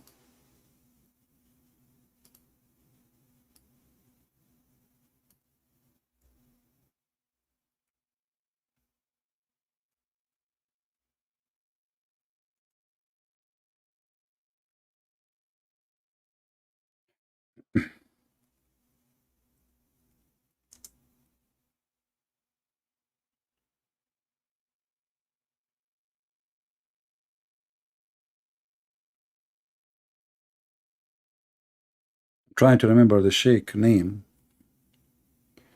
Give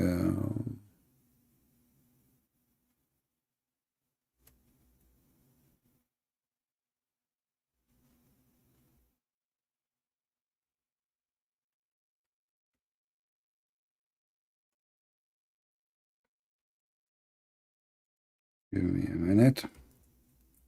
See, like, you know, we don't really need to prepare ourselves. We do it just here with you, you know. We just do things as it is. Oh, we have, sorry, we have the in the wrong place. Okay, hold on. So this is the sheikh here, Ahmad al-Qabaiji. Let us search for the hadith.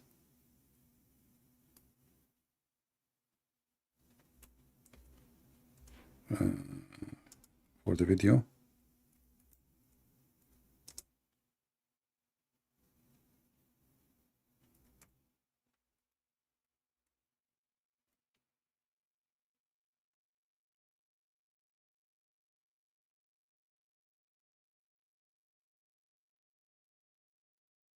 Okay, this is the sheikh. This is the sheikh. Sorry, the sound is so strong. Let me lower it.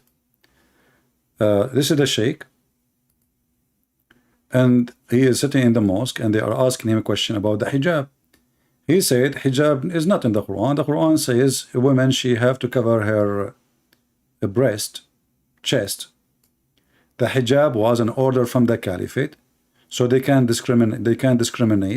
They can differentiate who is a free woman and who is a slave woman, because you know the slaves were way more in number than the free one. Too bad they don't have like a translation for the video, so you can read it yourself in English. يدنين عليهن من جلابيبهن ذلك أدنى أن يعرفن فلا يؤذين. العلة موجودة، هذا الحكم منصوص العلة. كان راجع التفاسير. Actually, and he said to you, even the Quran mention why women, the Muslim women, they have to dress differently, so the Muslim men, the Muslim will not rape them. They will not hurt them, because Muslim, they have license to rape other women.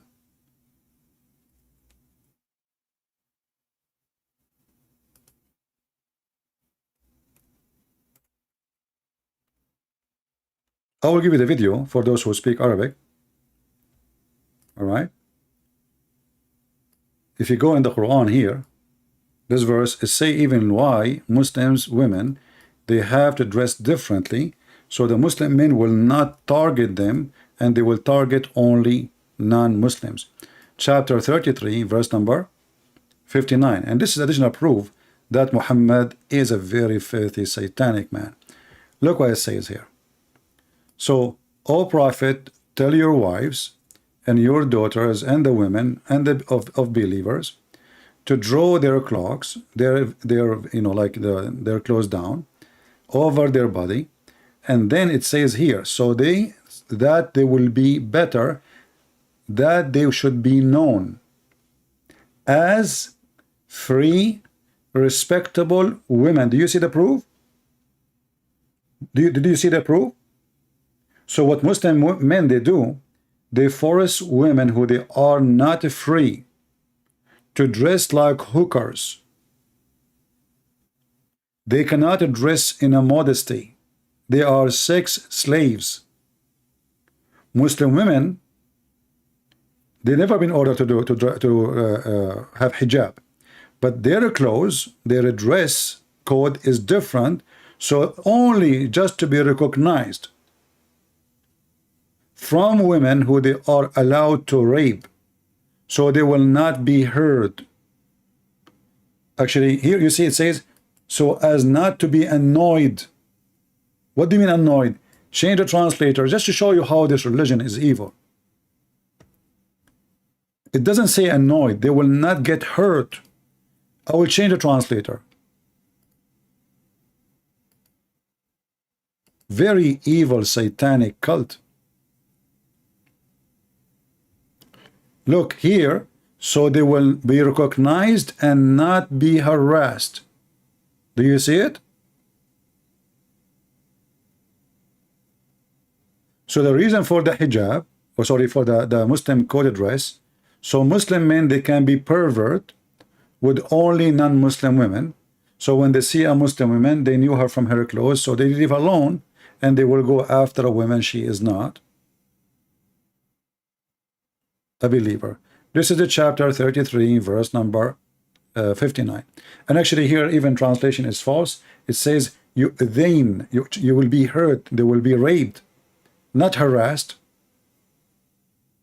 Change the translator again.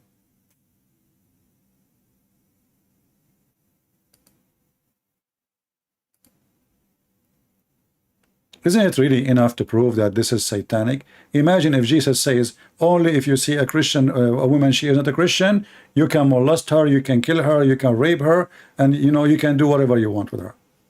What kind of religion this religion is? Look, annoyed. Look at the false translation. We go to a different one, Maududi.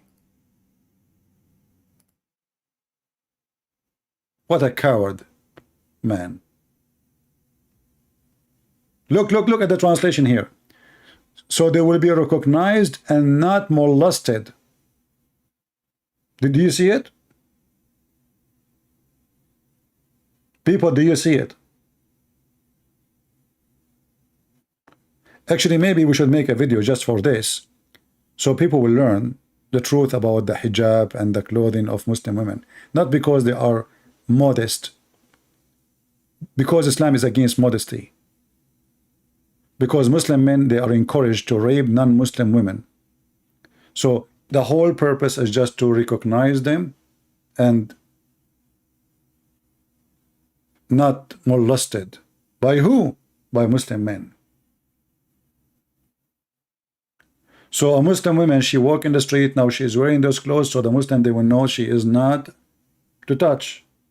Another woman, she is, you know, she is a Christian, she is a Jew, she is a Hindu, she is a Buddha, she is an atheist. We touch her ass, we grab her, we rape her, you know. Actually, even the word molested is not accurate, because other is not just molesting. It is just to hurt somebody physically.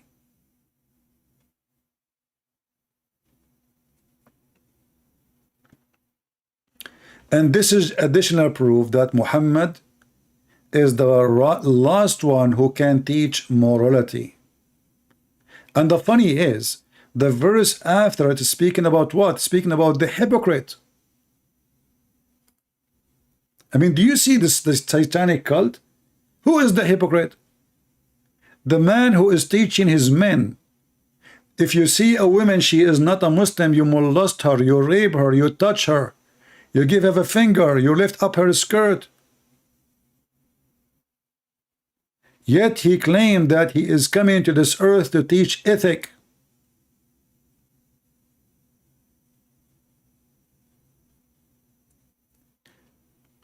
How many of you took a note about what we just said?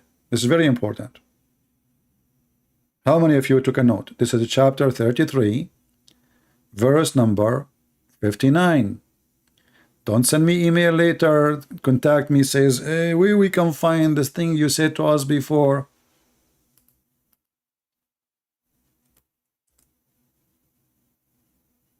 And here the link in front of you. And actually, this is a Muslim sheikh. I like him, by the way. I mean, I don't agree with him in many things. At the end of the day, he's a Muslim sheikh, but he has a little decency compared to the Muslims.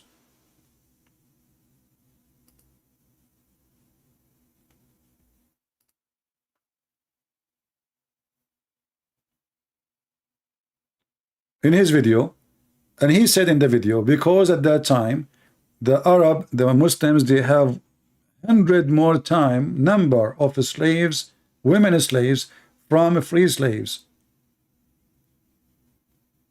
This is a society of slavery. And then the Muslim, they go around between those poor African American, lying to them, says Islam is against slavery, when every one of them, he owned thousands of slaves. To the point, every Muslim, he opened a pimp house. Pimp house. The same chapter 33, Al-Ahzab, is speaking about al-bagha, which mean you can ask your women, the slaves, to do prostitution, but force them not for prostitution. However, if they agree, go for it. And if they don't agree, go for it too, because Allah is merciful.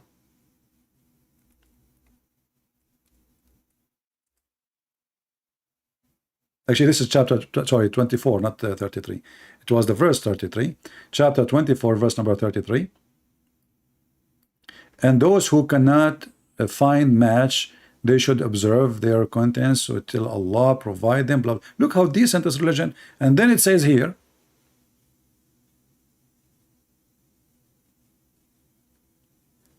you can have sex with whatever you own in your hand. And then he say, and force them not, those who you slave girls, into prostitution if they choose chastity. And if you force them, Allah is all merciful.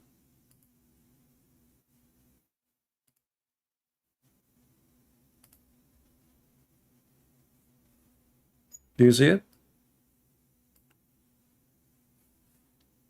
Do we have anyone here speak Arabic? So I can pause the video in Arabic.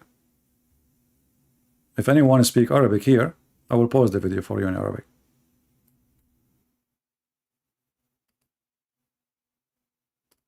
I will pause it anyway. By the way, this guy, he have a lot of videos, and this guy, he is not ashamed to say how stupid the Quran is. You know, he have videos about how silly those verses in the Quran. How silly. I mean, have you ever heard of a sheikh? And there's a lot of Muslims, by the way, they like him because of his honesty. He's like a Trump between partition. Literally, he's like a Trump between the partition. Everybody is trying to duct tape. This guy, he say it as it is. He says, look how stupid this verse. How in the world this is coming from Allah? Literally, he says that. And he is a sheikh. And he have a lot of followers. If I try to find the, let me see, here we go. Look, anyone who speak Arabic, he will see right away what is the thumb of his video. Al-ayat al-sakhifa fil Quran. The stupid verses in the Quran. This is the name of his video. The stupid verses in the Quran.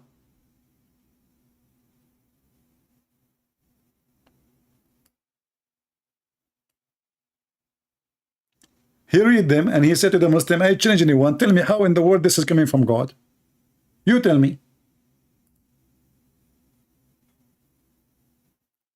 And a lot of Muslims, by the way, they get so angry from him.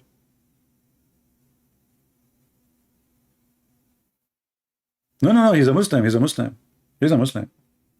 But he's like, let's say, he is just trying to use his brain. He is just struggling with the truth, like how in the world this is coming from God.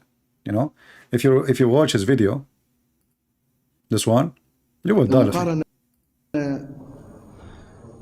ليش احنا ما عندنا هذا علم المقارنة يكشفه كثير من الأشياء. He's talking about the comparison science, like we have to compare, you know, and compare can make us discover a lot of things. Yeah, I wish I can like play the whole video for you, and you will love it. Yeah. So I mean, but very few of them they dare to mention what he mentioned. But as you see, it's true. Muslim women, they don't wear hijab because hijab is for modesty. Muslim women wear hijab so they will not be molested.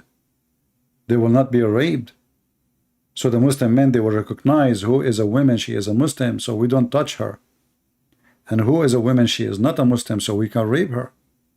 And I gave you the proof. Anyone remember what chapter we said? What a chapter it says that hijab, or sorry, the Islamic clothing was so the women, Muslim women can be protected from being molested and raped, and the Muslim can rape another non-Muslims. Anyone remember?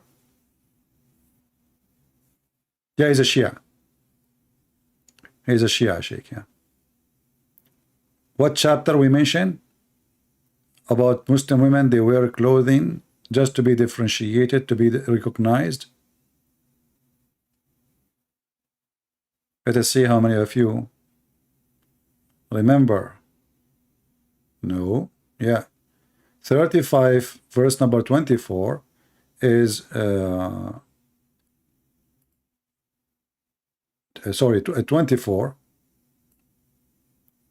Let us go. Verse number 33 is for prostitution. The one which is for women, let us go back here. All right.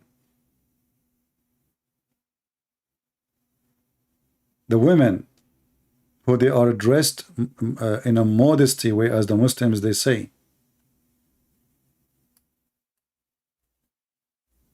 Let us open it. Where is the verse?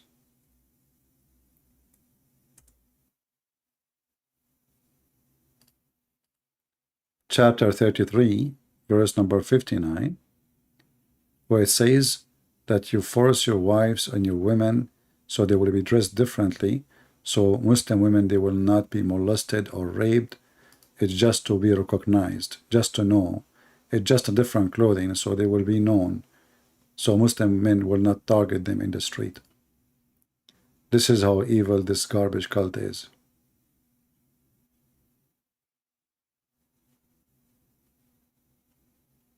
This is a chapter 33, verse number 59. Why people keep giving different verses?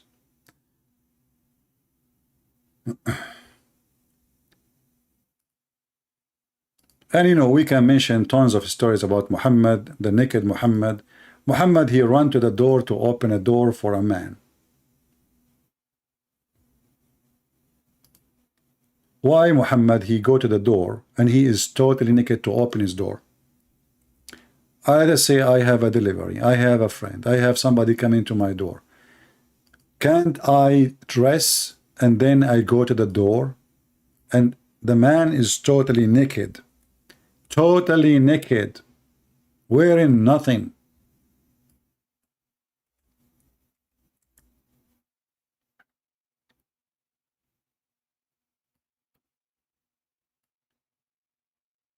Maybe in the world today, because people they became, you know, somehow they don't care.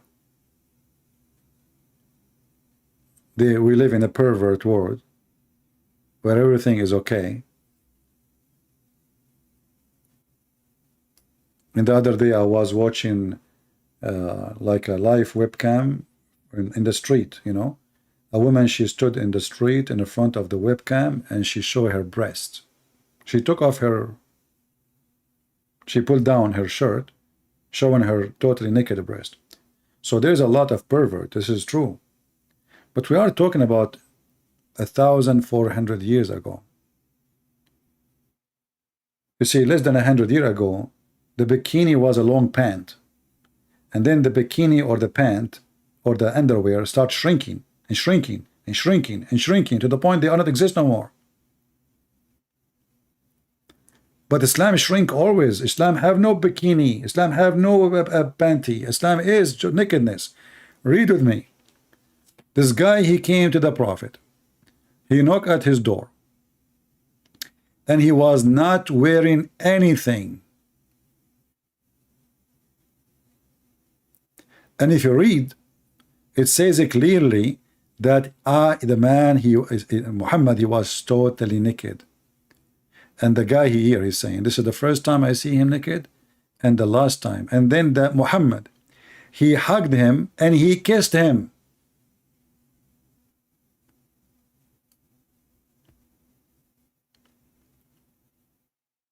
So now we have a naked man. His name is Muhammad. He is a prophet of God. He go to the door, he opened the door, he's totally naked. He have his dress in his hand, which means he can just put it on. Which means he chosen in purpose not to put the dress on. And while he is naked, he hugged the man. Imagine a man, he is naked and he is hugging you. And you know where the private part will go. And he kissed the man.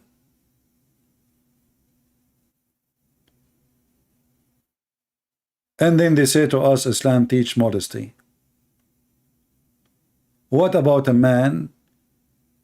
He put his chest, rubbing it with the chest of the Prophet. He turned his back on the Prophet, and the Prophet is holding him from behind, and his ass in the front of the Prophet, and the guy is rubbing his chest, and both of them, they are wearing no clothes. At least the topless. Is that what the Prophet of God does?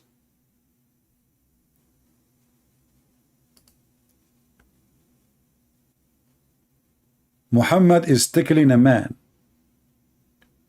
What kind of a man Muhammad is? He is playing by tickling the skin of a man from his back. And so this guy was speaking, he was making people laugh. And then the Prophet, he poked him under his ribs with a stick. He said, let me take retaliation. He said, Muhammad answered him, take retaliation. He said, you are wearing a shirt. I am not wearing a shirt. So the Prophet, he raised his shirt, and the man embraced him and began to kiss his side, and he was saying, this is what I want.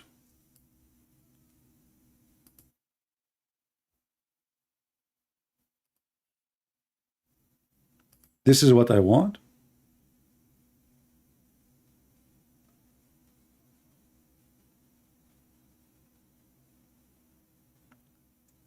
When Amr ibn al-As was fighting with Ali, both are companion of Muhammad.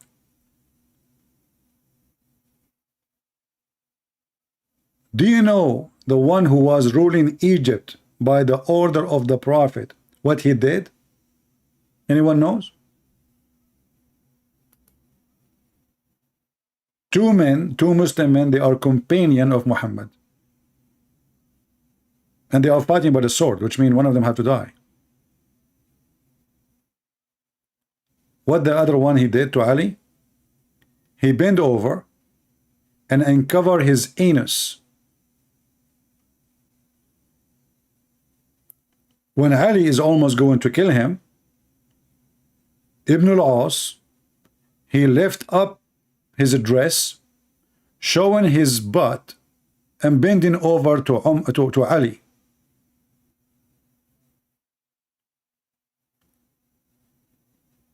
So Ali will leave him alone.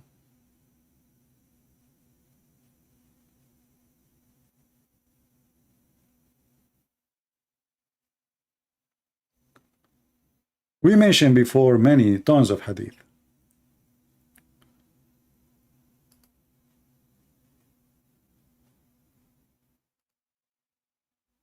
Let us see if we can find this one in English.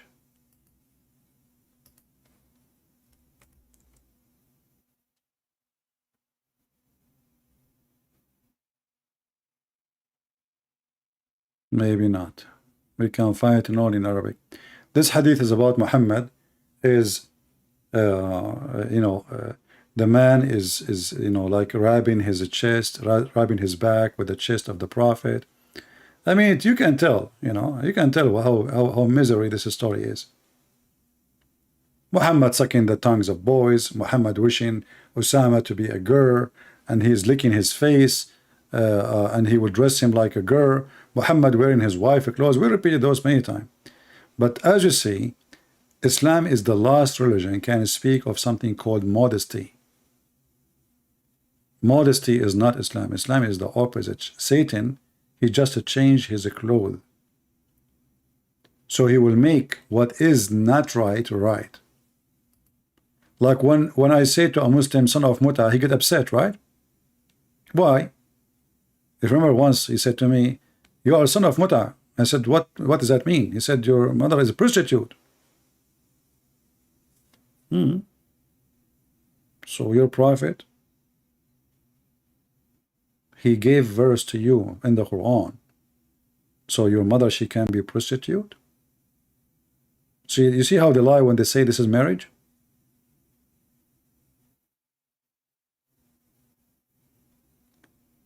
Let us see the hadith, one of them.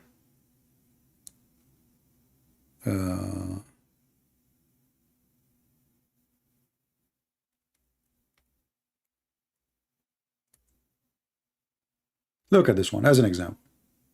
Muhammad, he is teaching modesty to the Muslims.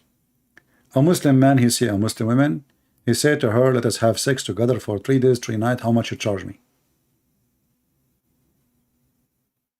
She said $10. They agree, they go to bed right away. No need for witnesses, no need for sheikh, no need for anything. It's a sexual contract. And yet the Muslim, they say this is temporary marriage. How in the world this is marriage? To prove it to them that this is not marriage, just say to a Muslim, you are son of Muta, and you will see how he will be angry. He will be so upset. If this is marriage, I'm saying to you, you are son of marriage. So why are you upset? Because he knew this is not marriage. This is a very clear form of prostitution. If Muhammad was, as Muslims they claim, Abrahamic, well, is that what the Abrahamic believe? That you can rent a woman for 5 minutes? Mimi Hijab, he made a video not long time ago about the Muslim Sunni practice. Muslim Sunni, not the Shia, because usually the Shia, the Sunni, they say the Shia do muta.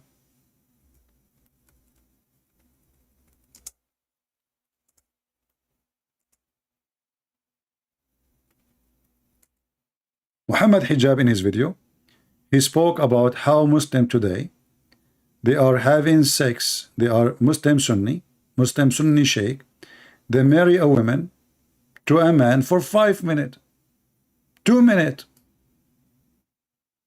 And I don't believe such a thing. I mean, 2 minutes, even if you're a rabbit, you will not finish in 2 minutes. This guy always exaggerate and lie. You know, when he have an enemy, he try his best to frame the enemy. This is his strategy. He's a coward, son of Muta. So here you will see Muhammad Hijab. Hijab. To do you and your friends, yeah, it's acquiesce to the fact that you guys are going around, yeah, marrying people for 2 minutes and 3 minutes and 5 minutes and 1 hour, 2 hours, whatever it may be. Salafis are always accused. Have you ever heard of a religion like this? And now we ask ourselves the question, was that halal or haram? Why are you upset? This is your religion, you coward. Did he say 2 minutes, 3 minutes, 4 minutes, 5 minutes, 2 hours? Which means the maximum Muslims in London, the maximum marriage is 2 hours. All you're happy to do, you and your friends, yeah, is acquiesce to the fact that you guys are going around. To the fact. People, did he say a fact? Did he say a fact? It is a fact, brother. What is the fact say? That Muslim men, they marry Muslim women for 2 minutes, 3 minutes, 5 minutes, maximum 2 hours. Yeah, marrying people for 2 minutes and 3 minutes and 5 minutes and 1 hour, 2 hours, whatever it may be. Salafis are always This is Islam. And those are the Muslims exposing in their own laundry.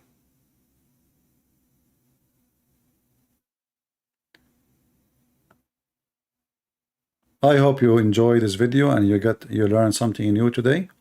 Don't hesitate to download the video and feel free to put it in your channel. And as you see, Islam is invalid. Muslims, they speak too much of good, but they are the most following the most ugly, false, cult, unethical, child molester man, thief, criminal, untrustworthy. He go to his own son, wife, and he flirt with her. He sleep with the maid in the same bed of the wife. The wife, she come home, she got him busted. He made a promise he will never sleep again. And then he made Quran saying, Allah, he said to me, why you forbid what is lawful for you? So don't forget to download the video, share it with your friends. And I'm not going to complain about you guys are not sharing the videos and not even making comment, because I give up. You see, I do my best. I go every day for many hours. And there's people here, they are even so cheap even to make a comment. Not only they didn't support us, they are so cheap even to make a comment, as if they heard nothing, they saw nothing, and obviously they are nothing.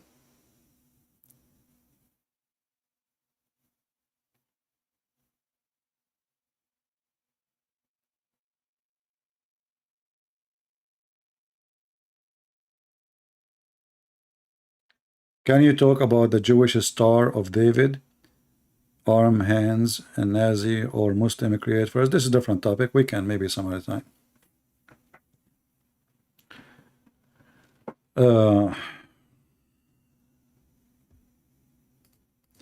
Yeah, but it's true, my friend. When a Muslim, he make a video, even his video is stupid, he will have 200,000 view. Our video is a treasure of information. And everything we say, it is in the screen. I never mention something without the proofs and the reference. Yet, if it's a Muslim, he make a video, the Muslims, they share everywhere. Even if the one they share his video is really a dummy and stupid. Here, this channel here, we have, I think this one we have 80,000, right? The other channel almost we have, maybe, I don't know, 90 something. So it doesn't reflect. The number does not reflect. How in the world we have 80,000 subscribers, and then we end with a few thousand view and 100 comment?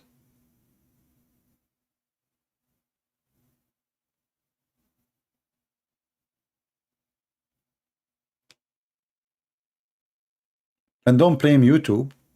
I think we have to blame ourselves for being lazy and maybe careless. But remember, the one who is careless, those things will come back to you. This religion trying to take over your countries. They will change your law. They will change your tradition. They will force your life to be something else. So if you ignore it, you are just being ignorant. You are being stupid. I'm not fighting for myself. I'm the last one to be worried, to be converted, to be fooled. I know all their garbage, all their laundry in my head. I'm worried about your children and the future of your nation. If you don't fight this cult peacefully by teaching your children, by showing them how stupid it is, time will come and you will be so sorry and you will regret. I warn, and it's up to people to believe or not. And usually people don't listen until the disaster happens. Thank you very much for being here. May the Lord bless you all. And I will see you soon again. Christ is Lord. Islam is a scam. And Islam without lies dies. And we say to Muhammad in his grave, Happy Queer Day, Muhammad. Happy Queer Day.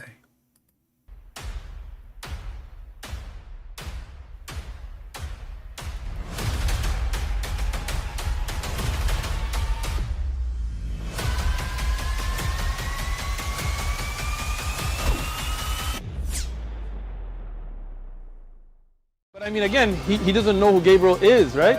Because he didn't come from an Abrahamic faith. The people of Mecca were pagan. The Quran is mentioned, if this book was from other than God, they would have found in it many contradictions. If a book is without contradictions, that has no bearing on whether it comes from God or not. I've had phone books that are inerrant, but I certainly don't think God gave them. That we believe without understanding. The brother asked a very important question, that most of the scholars say that listening to music, watching movies, and most of the television programs, they're haram. So how can we have fun? Let me tell you, brother, at the outset, that having fun is permitted in Islam as long as the fun is halal fun.